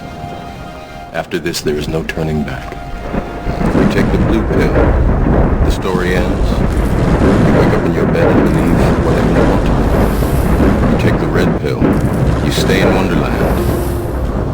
And I show you how deep the rabbit hole goes.